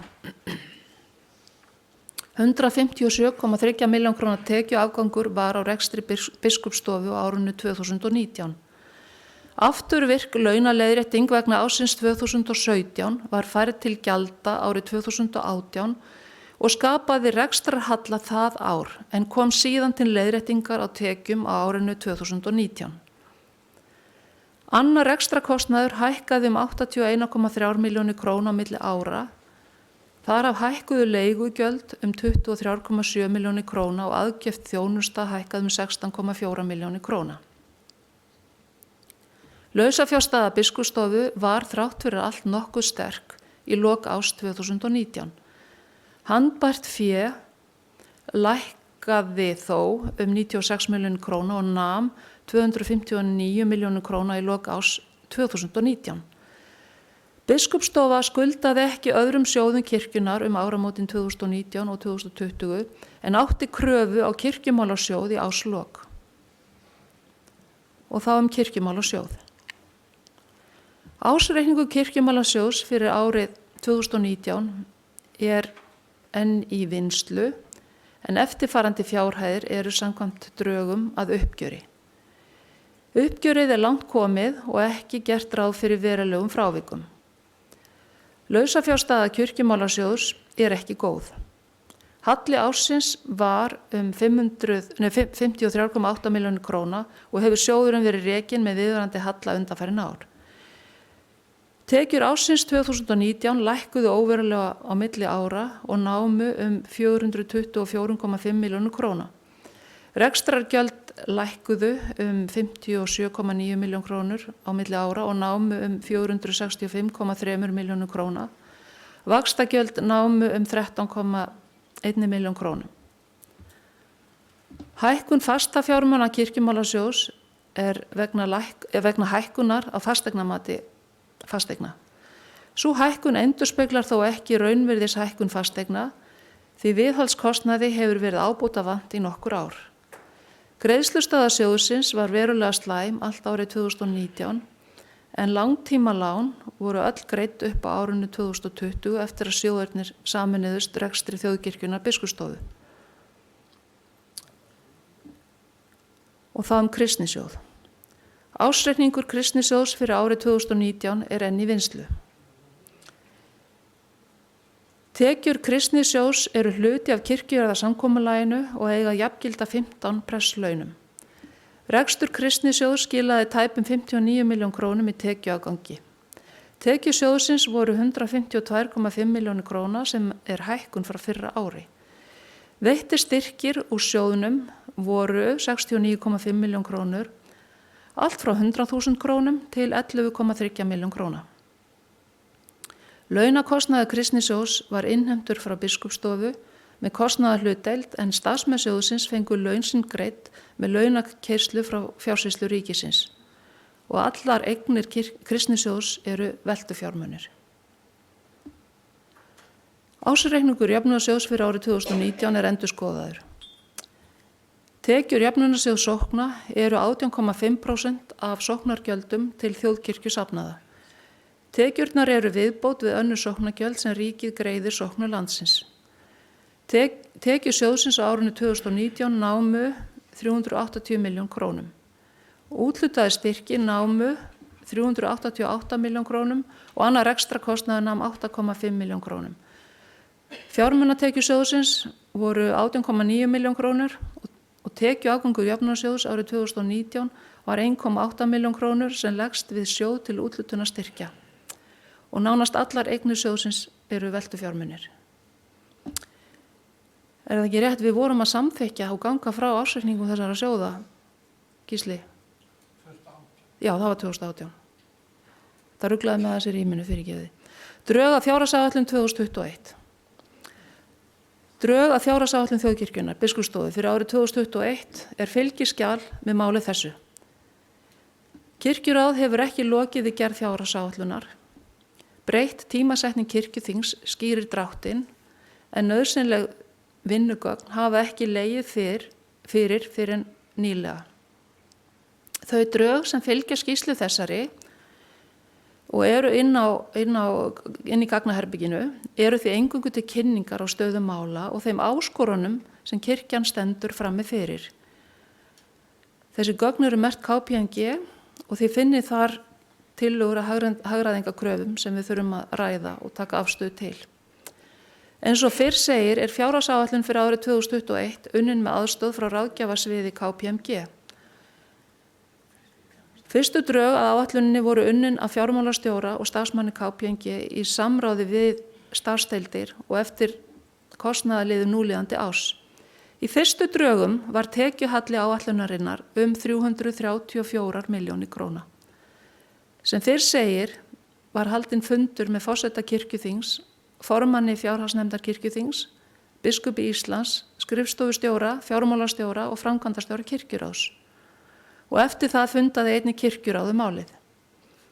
Niðurstaðan var að skera þyrfti niður í öllum liðum eins og hægt var og er. Eftir niðurskurð er tekjuágangur fjárhagsáætlunar þjóðkirkjunnar Biskupsstofu 27,4 milljónir krónur. Það er í því skjali sem þið hafið aðgangað í gagnaherbygginu. Fjárhagsáætlun fyrir árið 2020 var með 54,2 milljón króna halla, en rekstrakostnaður hefur farið talsvert fram úr þeirri áætlun, meðal annars vegna launahækkana sem ekki var gert ráð fyrir í áætlun.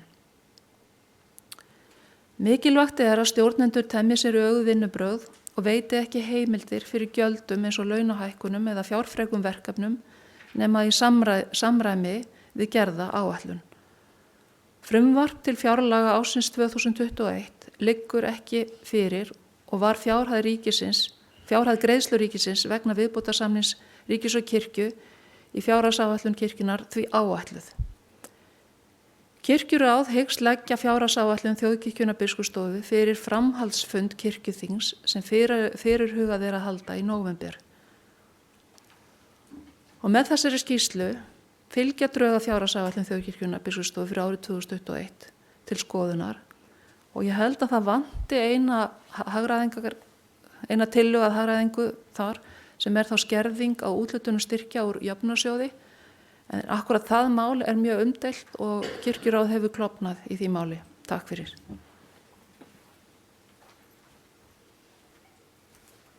Orðið er laust mannamál, fjármál kirkjunnar. Arna Gretarsdóttir tekur til máls. Orðið er laust.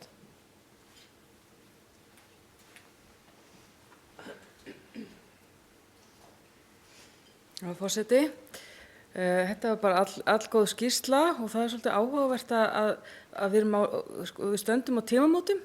Við stöndum á þeim tímamótum þar sem við þurfum að fara að skoða hvernig á framtíðin að líta út og hér heyrum við, eru sjóðirnir til eða eru ekki til? Og líklega er það bara einmitt okkar að ákveða það, eru þessi sjóðir til. Allar þessar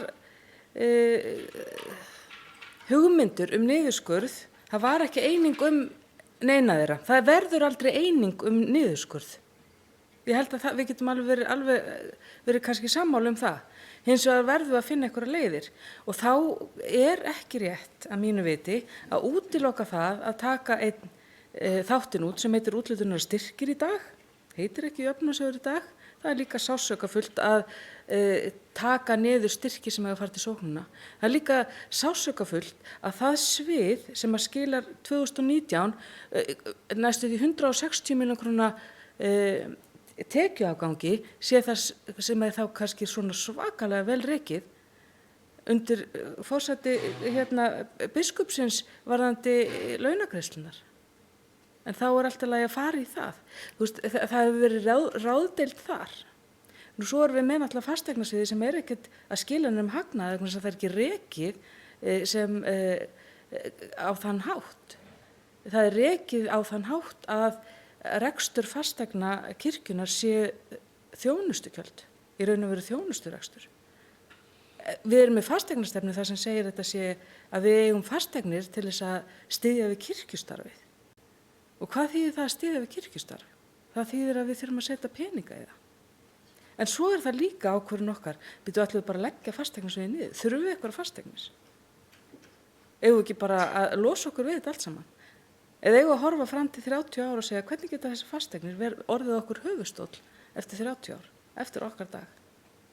Og það er þetta sem ég vil leggja fyrir, að við opnum hug okkar fyrir því að annarkvort er allur potturinn undir í niðurskurði eða þá við verðum að fara að éta upp eignir okkar.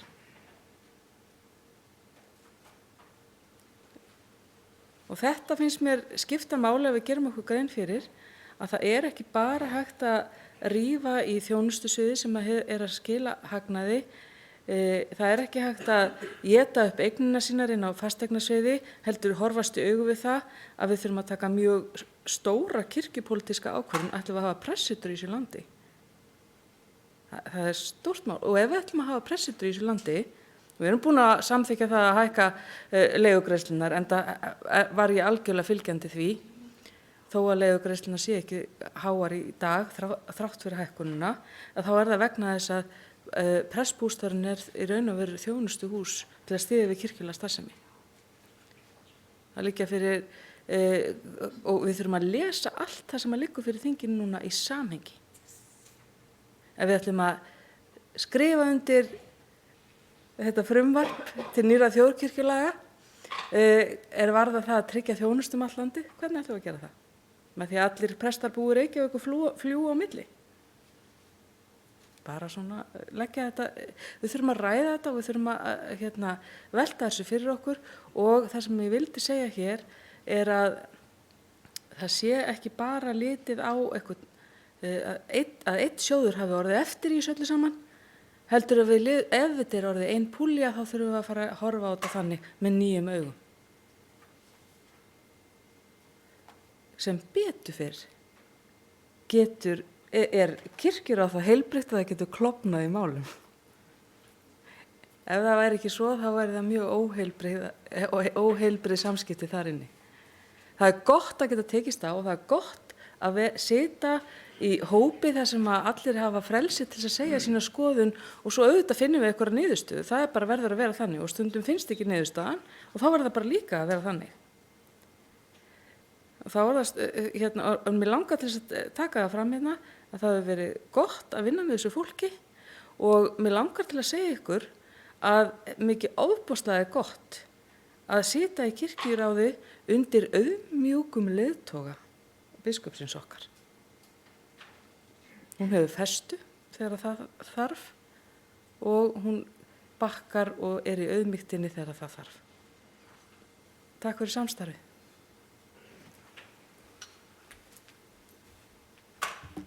Til máls tekur Gísli Jónasson og síðan Steindór Haraldsson og orðið er laust.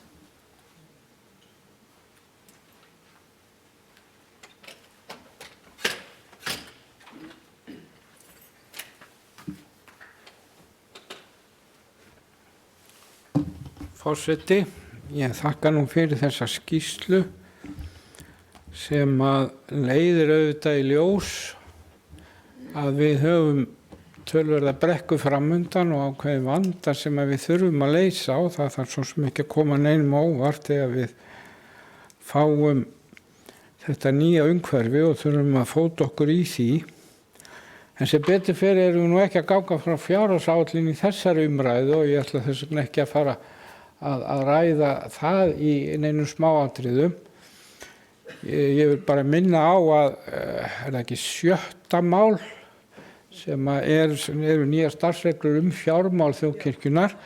Þar náttúrulega þurfum við þetta fyrst að ganga frá þeim reglum og því skipulagi sem við viljum hafa á fjármálunum og síðan hlýtur fjárhagsáætlun og allt annað að byggja á því en að við höfum nú verið í þessum skrýtnu aðstæðum út af COVID og annað að ýmsir hlutir hafa tafist og meðal annars gerð þessara starfsreglna að þá hefur auðvitað þurft að vinna bara svona eins og við höldum að þetta eigi að vera á hvernig þetta verði best og þannig gengum við auðvitað frá fjárlögunum fyrir 2020 en ég held að það komi nú meiri festa á þetta þegar við erum búin að fá konsensus og niðurstöðu í því hvernig fjármálin eigi að verða, hvaða sjóðir verða til og ekki til og svo framvegis. En ég vil hins vegar bara núna, og þá kannski kveiki í tundrun, ég veit ekki, að lýsa þeirri skoðun minni yfir að ég get ekki verið sammála síðasta ræðumanni með það að allt liggi undir með sama hætti vegna þess að sjóðirnir, þó að ríkið ákveði það einhliða, að það nenni ekki lengur að hafa sjóði og einhverja skilgreiningar, þá er það ekki þar með ákvörðun sem að við þurfum að lúta og það er alveg vitað og ljóst hver tilurð jöfnunarsjóðs er. Hann var ekki stofnaður til þess að styðja kirkjuapparati sem slíkt heldur söfnuðina. Og það er auðvitað grundvallar breyting ef við ætlum að yfirfæra þann sjóð bara sí svona og segja að hann geti bara verið sveiflujöfnun fyrir allt annað. En þessa umræðu skulum við nú held ég bara taka í 7. málinu. Ég held að það sé bara betra, svo ég átti kannski ekki að kveikja í túr, en ég gat nú bara ekki stilt mig það. En það náttúrulega verður í 7. málinu ákveðin stefnumótun það hvort að við ætlum að gera slíkt eða ekki. Og þar verður þetta bara kirkjuþingi að komast að niðurstöðu. En við stöndum frammi fyrir ákveðnum vanda og það eru örugglega sársaukafullar ákvarðanir framundan. Það ég sammála með það og einmitt þess vegna flutti líka fjárhagsnefnd ályktunartillögu hér það að það verði að fara í fasteignastefnun og reyna að fara að framfylgja henni og setja skýra reglur einmitt hvar ætlum við að hafa prestbústaði, því það var nú nefnt sem dæmi hérna áðan, og hvar ekki, hvar er það nauðsynlegt þjónustunar vegna, og það er held í öllum ljóst að það hlýtur að vera þannig að ákveðnum stöðum verðum við að hafa pressetur, á öðrum stöðum er það kannski ekki jafn nauðsynlegt. Ég ætla ekki að fara nánar út í það hér því að við ræðum það auðvitað betur undir því máli. Það eru ankannalegi hlutir í gangi og ójafnræði til dæmis varðandi pressetursmálin sem við þurfum að leiðrétta og geta verið hagræðingum leið. En ég get þá sagt að það var smá glæta inn í þessu umræða því það er ekki inn í áætluninni. Við hækkuðum þá leiguna svona hátt í 10 milljónir á tekjuliðnum á kirkjuþinginu 2019 og svo er vegna varfærni, og það verðum við náttúrulega bara að sækja með hörku ef að það er einhver vafi af því, að vegna varfærni í framsetningu var ekki í þessari áætlun að því mér sagt og skilst gert ráð fyrir viðbótarframlaginu sem ríkisstjórnin samþykkti á meðan kirkjuþingi stóð yfir sem að samþykkti samningin. Og ef það er rétt þá eigum við náttúrulega þar inni tæpar 50 milljónir nema að ríkisvaldið ætlaði að reyna það að standa ekki við þá yfirlýsingu en það er verið að kanna og vinna í því máli núna og vonandi kemur niðurstaðan fljótt með það.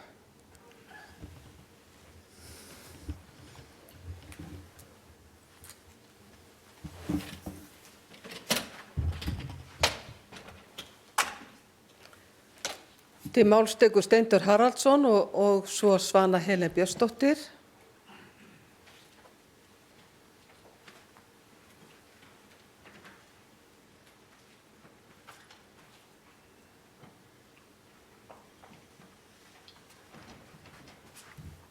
Forseti, ég þakka þessa skýrslu reikninga frá Svönu Helen og kirkjuráði. Ég get nú ekki séð að kirkjuráð hafi rekið kirkjumálasjóð vel á undanförnu.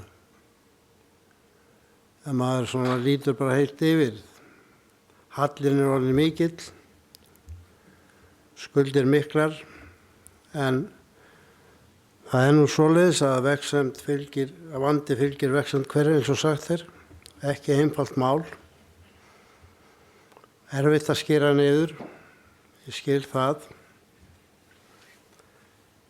en þessar tölur sem eru þarna og það sem framundan er eins og komið hefur hér fram, verður sársaukafullt. Þetta er flókið verkefni og það var kannski þess vegna sem að allar nefndir lögðu fram það mál sem að samþykkt var hér á síðasta þingi 2019 nýverið, og það þarf að aðstoð til þess að skoða þessi mál mjög vel utanaðkomandi augum. Það er alveg ljóst. Nú, ég hef ekki séð, ég skil ekki í því að hverju var ekki byrjað á því að afgreiða 2018. Ég átta mig ekki alveg á því. Við erum komið, það er svo það sé bara búið að gleyma því ári. Ég veit ekki til þess að sé búið að samþykja reikninga fyrir 2018. Ég hef þá leiðréttur ef ég er rangt fyrir mér. En það var hérna rætt um sjóðina og mönnum er tíðrætt um það, mönnum og konum er tíðrætt um það og það gerðist á eftir hrunsárunum 2010 held ég, 11. Það þurfti að sækja í jöfnunarsjóðinn fél til þess að bara lendi ekki uppsögnum og öðru og fór það nú fyrir brjóstu á mörgum, en ég veit ekki betur en að það sé búið að endurgreiða það. En ég tek algjörlega undir með Gísla Jónasyni, formanni fjárhagsnefndar, það að jöfnunarsjóðurinn er allt annars eðlis heldur en kirkjumálasjóður. Jöfnunarsjóðurinn er raunverulega bara sóknargjöld. Hann er bara sóknargjöld og er eign sóknarna í landinu. Og ég lít svo á að kirkjuráð hafi ekkert vald yfir jöfnunarsjóði, ekki nokkuð skapaðan hlut, þó að kirkjuráð hafi úthlutað úr honum. Það er ekki þar með sagt að þeir sem úthlutu sjóði ráði yfir þeim. Þetta er ekki, þeir hafa ekki að mínu viti vald til þess að breyta þessum sjóði á nokkurn hátt. Og hann hefur ekki verið lagður niður. Og það mun heyrast víða hátt í mörgum ef að gengi verður á þann sjóð, það er alveg ljóst. Og ég mun ekki sitja þegjandi við því, frekar en aðrir. En varðandi prestbústaðinn og annað sem að Arna kom hér inn á, þá er það svo að ríkið það hefur löggæslu um allt land. Það er ekkert vandamál. Lögreglumenn búa ekki til Reykjavík og þeir vinna á Akureyri. Þeir búa bara fyrir norðan. Svoleiðis er það um allt land. Það er með þessi einn lögregluþjónn í mínu heimahéraði, þar sem að á mínu staðar sem örfáir búa, 500 manns. Heilsugæslan, læknar búa út um allt land. Sýslumenn, það er ekki sýslumennsbústaðir lengur. Það var ekki vandamál. Ég er hins vegar talsmaður þess að við tökum embættismannabústaði eða þjónustu. Þetta er ekki þjónustu, og ég get ekki sagt að prestbústaður sé þjónustumiðstöð eða þjónustuhús. Þetta er bara heimili prestsins. Í flestöllum tilfellum er hann með skrifstofu annar staðar. En þó er það til að prestar séu með skrifstofu heima hjá sér, ég veit það. En þetta er bara eitt af mjög mörgum málum sem þarf að liggja fyrir. Og auðvitað er það rétt að þegar við erum að ræða fjármál, þá er ekkit óeðlilegt að séu skipta skoðanir í hvað á að setja fé. Það er mjög eðlilegt. En ég held að við þurfum að snúa bökum saman í þessu og reyna að komast út úr þessu og líta þá til allra hluta, líka þeirra þjónustu sem kirkjan veitir. Er það svo að kirkjan verður að horfast í augu við það að hún veitir of mikla þjónustu? Þjónusta kostar peninga. Og þá kemur spurningi hvernig á að forgangsraða því sem kirkjan á að vera í. Það snýst málið. Það er bara hlutur sem við þurfum að ræða hér þá forgangsröðun sem kirkjan er í. Hún hefur mjög gott, ég veit ekki að segja, einkunnarorð, biðjandi, boðandi og þjónandi, sem eru mjög góð einkunnarorð. Og mér finnst að við eigum að hafa þessu orð í huga þegar við forgangsröðum í kirkjunni. Kærleiksþjónustan, boðun fagnaðarerindisins um allt land, það er markmið okkar. Þannig skil ég það. Annað eru fylgifiskar sem er gott að geta gert líka ef að það eru til peninga til þess. En við verðum að fara að læra að sníða okkur stakk eftir vexti. Takk fyrir. Til máls tekur Svana Helen Björnsdóttir og eftir henni er Anna Guðrún Sigurvinsdóttir.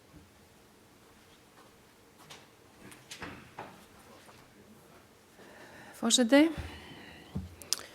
við reiknuðum ekki með þessu mála á dagskrá fyrir eftir hádegið og ég er búin að reyna að ná í hana Sigurbjörgu af því að hún ætlaði að vera hérna með okkur. En ég hef ekki náð í hana, hvorki gegnum tölvupóst eða síma. En það var búið að ákveða það að þau yrðu hérna bæði Sigurbjörg og sérfræðingar KPMG til þess að fara yfir þessa fjárhagsáætlun og svara ýmsum spurningum hana. Og þess vegna ákveði ég að koma hérna aftur upp og útskýra bara að þetta er eins og þetta er. Ég á vona því að Sigurbjörg komi því að mér finnst að við eigum að fara saman yfir það áætlun sem að lögð hefur verið hérna fram og er inn í gagnaherbygginu og það er þannig að við í Kirkjuráði hefum í raun og veru ekki verið í neinum beinu tengslum við KPMG. Þessi áætlun er lögð fram í þeirra nafni eins og þið sjáið og okkar eignarhald í Kirkjuráði er takmarkað á henni og bara tækifærið hefur varla gefist. Við erum búin að vera fjalla hagræðingar aðgerðir.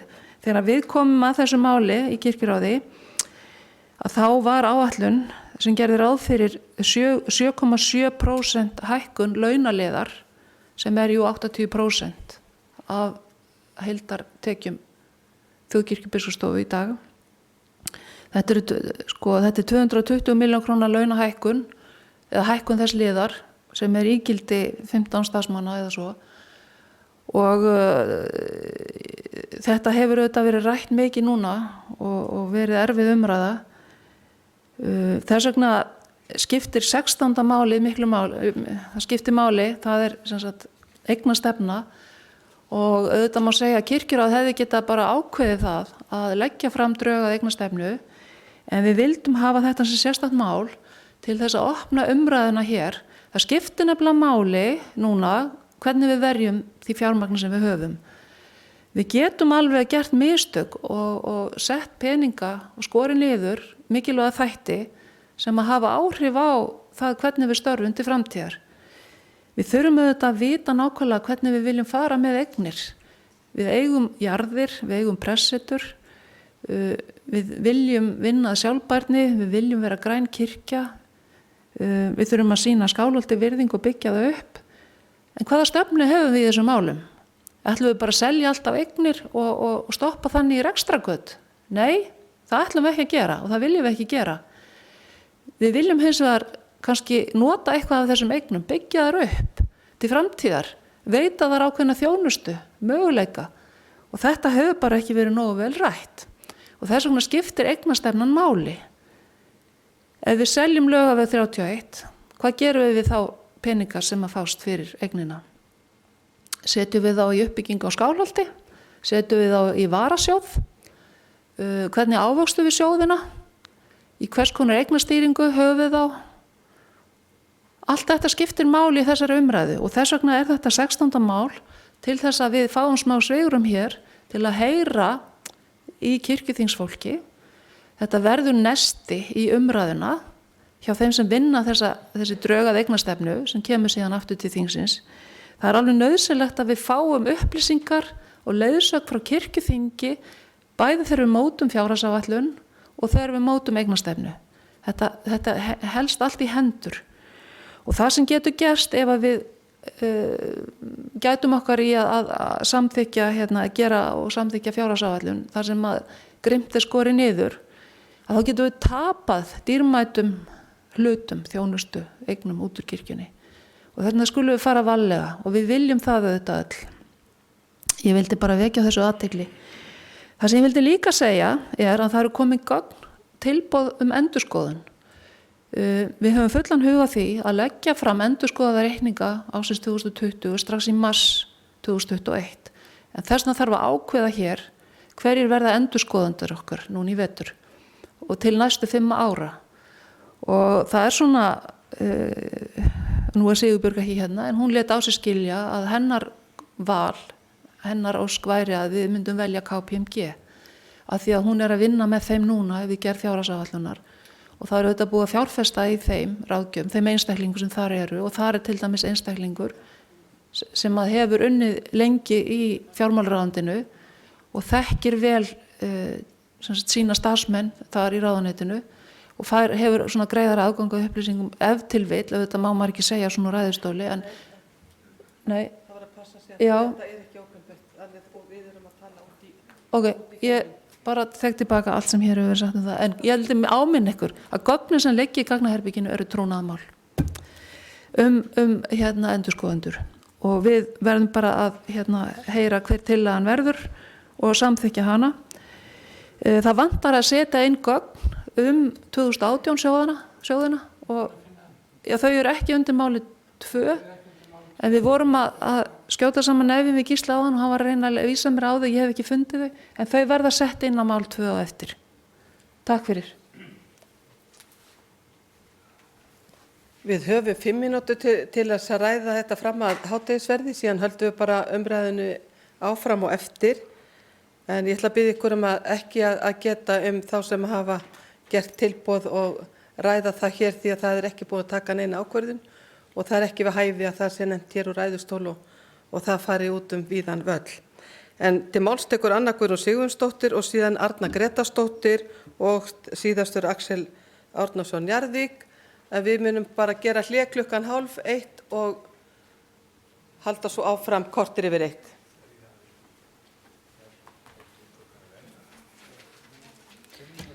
Forseti, það er kannski ágætt að hafa stuttan tíma því að það er margt sem ég þarf að segja en þá veit ég get geymt ýmislegt þar til við ræðum málið nr. 6 og 1 á eftir. Ég ætlaði nú bara að þakka fyrir vinnuna sem hefur farið í skýrsluna.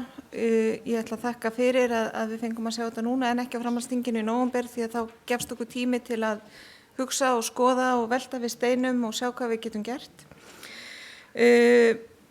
Eitt sem við höfum svolítið talað um hérna er niðurskurður. Mig langar bara að velta upp spurningunni, höfum ykkur aðra leiðir til tekna annað en að selja eignir? Er einhverjar hugmyndir? Ég veit það ekki. Þannig að það er en ég held að sé vert að við skoðum þann leið líka. Mér er skemmtilegar umbótatillögurnar meðal annars síðasti punkturinn sem er á blaðsíðu 12 í skýrslunni frá KPMG, það er að fara í stefnumótun sem er okkur það sem við tölum í gær og ég búin að sakna mjög í vetur í vinnu framtíðarnefndar að við erum svolítið án stefnumótunar. Okkur vantar svolítið framtíðarsýnina. Annað en það að við viljum allt gera góða kirkju, betri kirkju. Langar til að minna á það að allt sem við gerum, og Svana Helén kom inn á það áðan, allt sem við gerum núna næstu daga hefur áhrif á fjármálin hjá okkur, allar ákvarðanir sem við tökum hafa áhrif á þetta.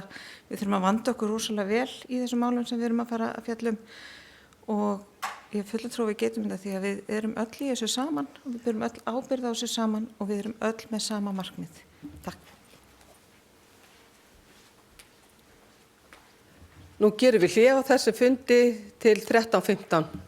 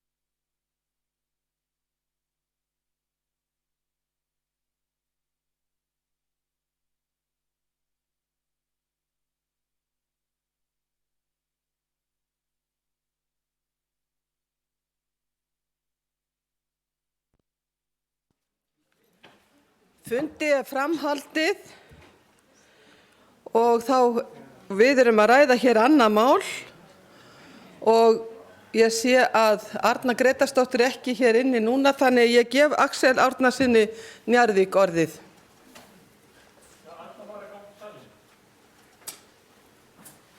Ég er búin að gefa þér orðið.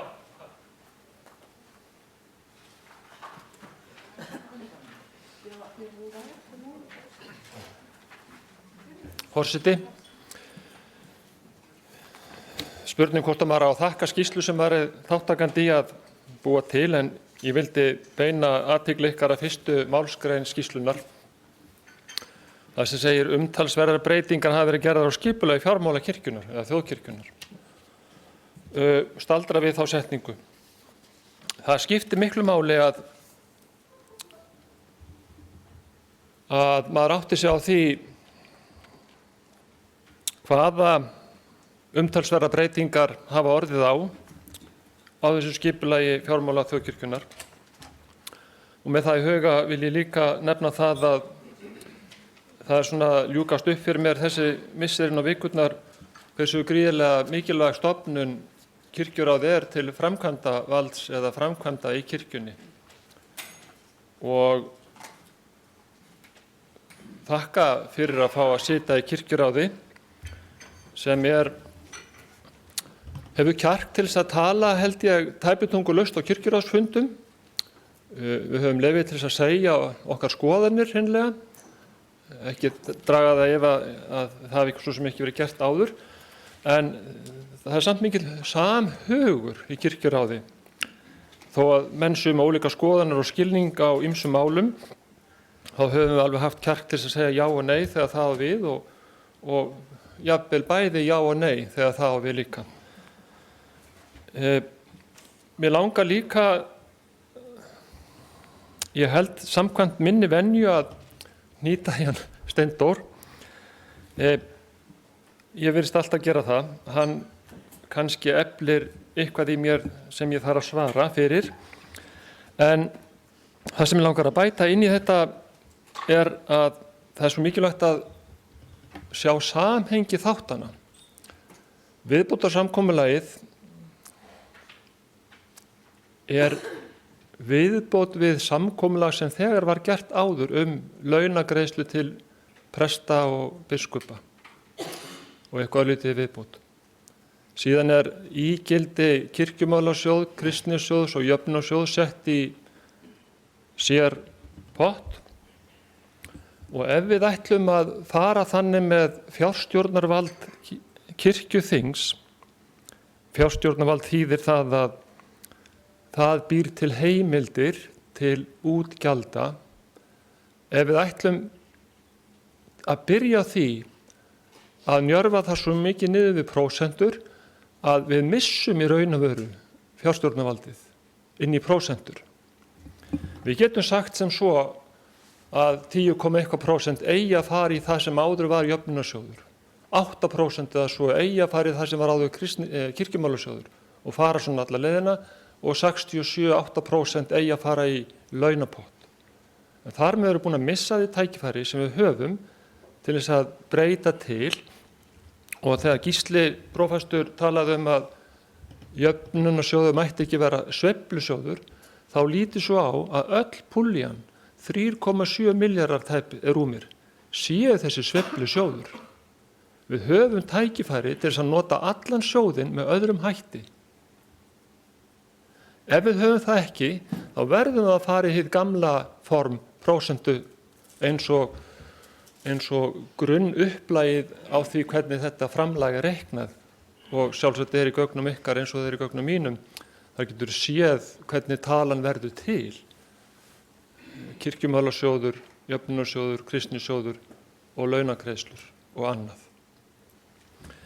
En ef við gerum þetta, þá missum við að því tækifæri til þessarar umtalsverðu breytinga sem við væntum að við getum séð á kirkjunni.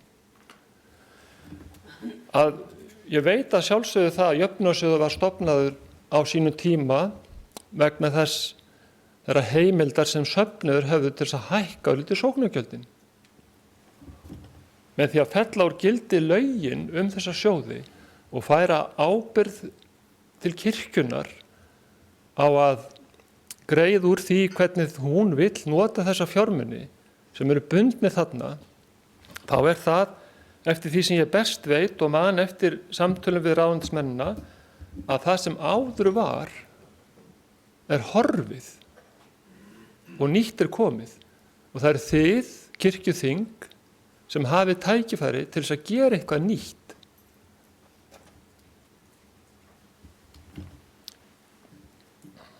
Ég vil líka geta þess sem Anna nefndi rétt áðan að framtíðarnefndin hafi skort eins konar framtíðarsýn, þá var það ekki hlutverk hennar að gera það, heldur að færa til bókar eða til bóta það sem tapaðist áramótin úr lögum til þess að kirkjan hefði svipaðan grunn til þess að hefja breytingar á áður. Það var ekki okkar hlutverk að búa til framtíðar kirkjuna, heldur að gera þann grunn svo framtíðar kirkjan gæti farið að vaksa og dafna á grunni starfsregluna sem þurfti að breyta vegna breytinga í kjölfar viðbótarsamkomulagsins við kirkjusamkomulagið. Já. Þetta nokkurn veginn það sem ég vildi sagt hafa, en að lokum bara að leyfa okkur það andrými sem þarf til þess að flytja úr gömlu heimili inn á nýtt. Leyfa sér að njóta þess að vera svolítið svona í tilhugalífinu og átta svo því hvaða fjörögg það sem við höfum í höndum sem verður síðan þjóðinni og samfélaginu til gagns komandi ár. Takk. Til máls tekur Arna Gretarsdóttir og síðan ætla ég að leyfa henni Sigurbjörgu Hansen að koma hér upp og fara yfir fjárhagsáætlun. Já, forseti. Mér langaði bara til þess að koma hérna upp til þess að svara honum Gísla Jónasinni. Ég stend ekki hérna og hef mótað mér þá skoðun það að ég taka niður gamla jöfnunarsjóðinn eða nýja eða úthlutun á styrkir eins og það heitir núna fjárhagsáætlun. Ég kem hérna bara til að segja að kirkjuþing á að ákveða það og þá fjallar það það að einhvers staðar og einhverjir hafa þá skoðun að það megi ekki hrófla við þessum rúmlega 400 milljónum. Það eru sögulega forsendur fyrir öllu fjármagni sem við erum að höndla með. Og ég þarf ekkert að fara eitthvað út í það, þetta þekki við. Þið þekki gamla pressutrasjóðin, kirkjujórasamkomulagið, á hverju byggir það? Öllum sem jörðum, sem kirkjan átti. Og til hvers voru það nýttar? Já, til þjónustu, pressþjónustunar.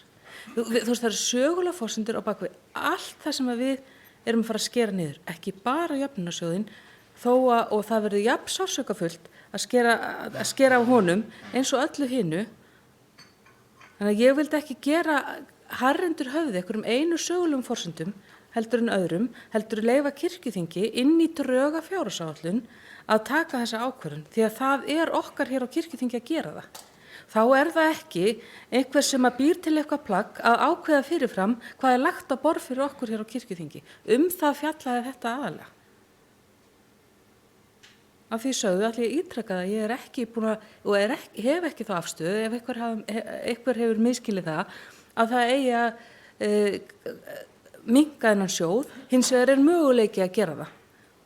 Og þann möguleika þurfum við að fá tækifæri til þess að ræða og taka ákvörðun hvort að það sé einhver leið sem að kirkjuþing vill fara, sem að hefur fjárstjórnarvald. Takk.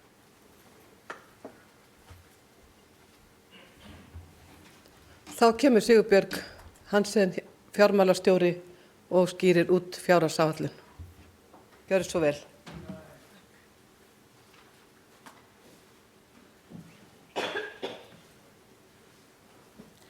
Takk fyrir. Fjárhagsáætlun 2021 Þar erum við að vinna þetta plagg og eins og kom fram í skýrslu fjármálin, þá hefur verklag við gerð fjárhagsáætlunar ekki verið mótað 100%. Það var bent á það í skýrslu fjármálin í fyrra og það aftur gert núna og það mjög mikilvægt að það verklag sé komið fyrir næsta ár áður en að við förum að gera fjárhagsáætlunina. Hver á að gera hvað, hver tekur hvað ákvörðun, hvernig á að bera hana fram. Og mér langar til að segja ykkur, þið eru náttúrulega með þetta plagg og getið lesið hverjir komið að gerð fjárhagsáætlunarinnar. Ég ábyrgðarmaður á fjárhagsáætluninni og legg hana fram sem mitt vinnuskjal þó að ákvarðanir séu ekki mínar. En það var mín ákvörðun að sýna ekki niðurskurð á jöfnunarsjóði í þessu plaggi. Þetta eru drög af fjárhagsáætlun, þetta er ekki endanleg fjárhagsáætlun. Vegna þess að ef við hefðum verið með 200 milljón krónur niðurskurð þar, þá værum við að sýna fjárhagsáætlun upp á 200 milljón króna tekjuafgang og værum að segja hér verður að skera niður, fjármálin eru í alvarlegri stöðu. Maður sýnir aldrei fjárhagsáætlun sem að þarf að skera niður með nokkur 100 milljón króna tekjuafgang, bara svo ég útskýri það. Það kemur allstaðar fram og ég veit það, jafnvel og allir aðrir, að ákvarðanavaldið er ekki mitt. En ég legg fram plaggið og geri það eins og hefðbundið er að leggja fram fjárhagsáætlanir. Ég hefði getað tekið allt út, allar tillögur niðurskurð, ég gat tekið þær allar út og verið hér með plagg sem sýndi 300 milljón króna halla. Kannski var það réttara, en ég ákvað að gera þetta svona. Þú mátt fara á næstu blaðsíðu bara, Hermann. Eins og hér kemur fram að þá erum við að sýna fram á ef allar niðurskurðartillögur eru teknar nema þessi niðurskurður að skerða sóknargjöldin, framlag úthlutunarsjóðsins, að þá náum við 27,3 milljón króna tekjuafgang. Það vita allir hérna inni að þá eftir að ræða allar niðurskurðartillögur og það vita allir hérna inni að þetta á eftir að breytast. Við erum ekki, það er ekki endanlega búið að ákveða að því við þurfum, leið og það er ákveðið að skera niður, þá þarf líka að fylgja því áætlun hvernig. Og það á eftir að vinna það allt saman. En það má bara fara í næsta blað. Þetta var upphaflega fjárhagsáætlunin. Þá erum við búin að taka alla reiknaðastærðir eins og þær kom út og þá setjum við inn óskalista frá öllum sem eru ábyrgðarmenni við deildum. Og þarna sjáum við fengum til dæmis viðhaldskostnaður fasteigna í leigu. Verða aðeins bara að stoppa, ég held að við verðum að stoppa útstreymi á fundinum að því þetta er í rauninni vinnugagn sem er í vinnslu og trúnaðarmál. Þannig að þessu verður ekki strengt út núna, heldur bara þegar umræður verða á eftir. Og ég sem held ég var í beinni. Jæja.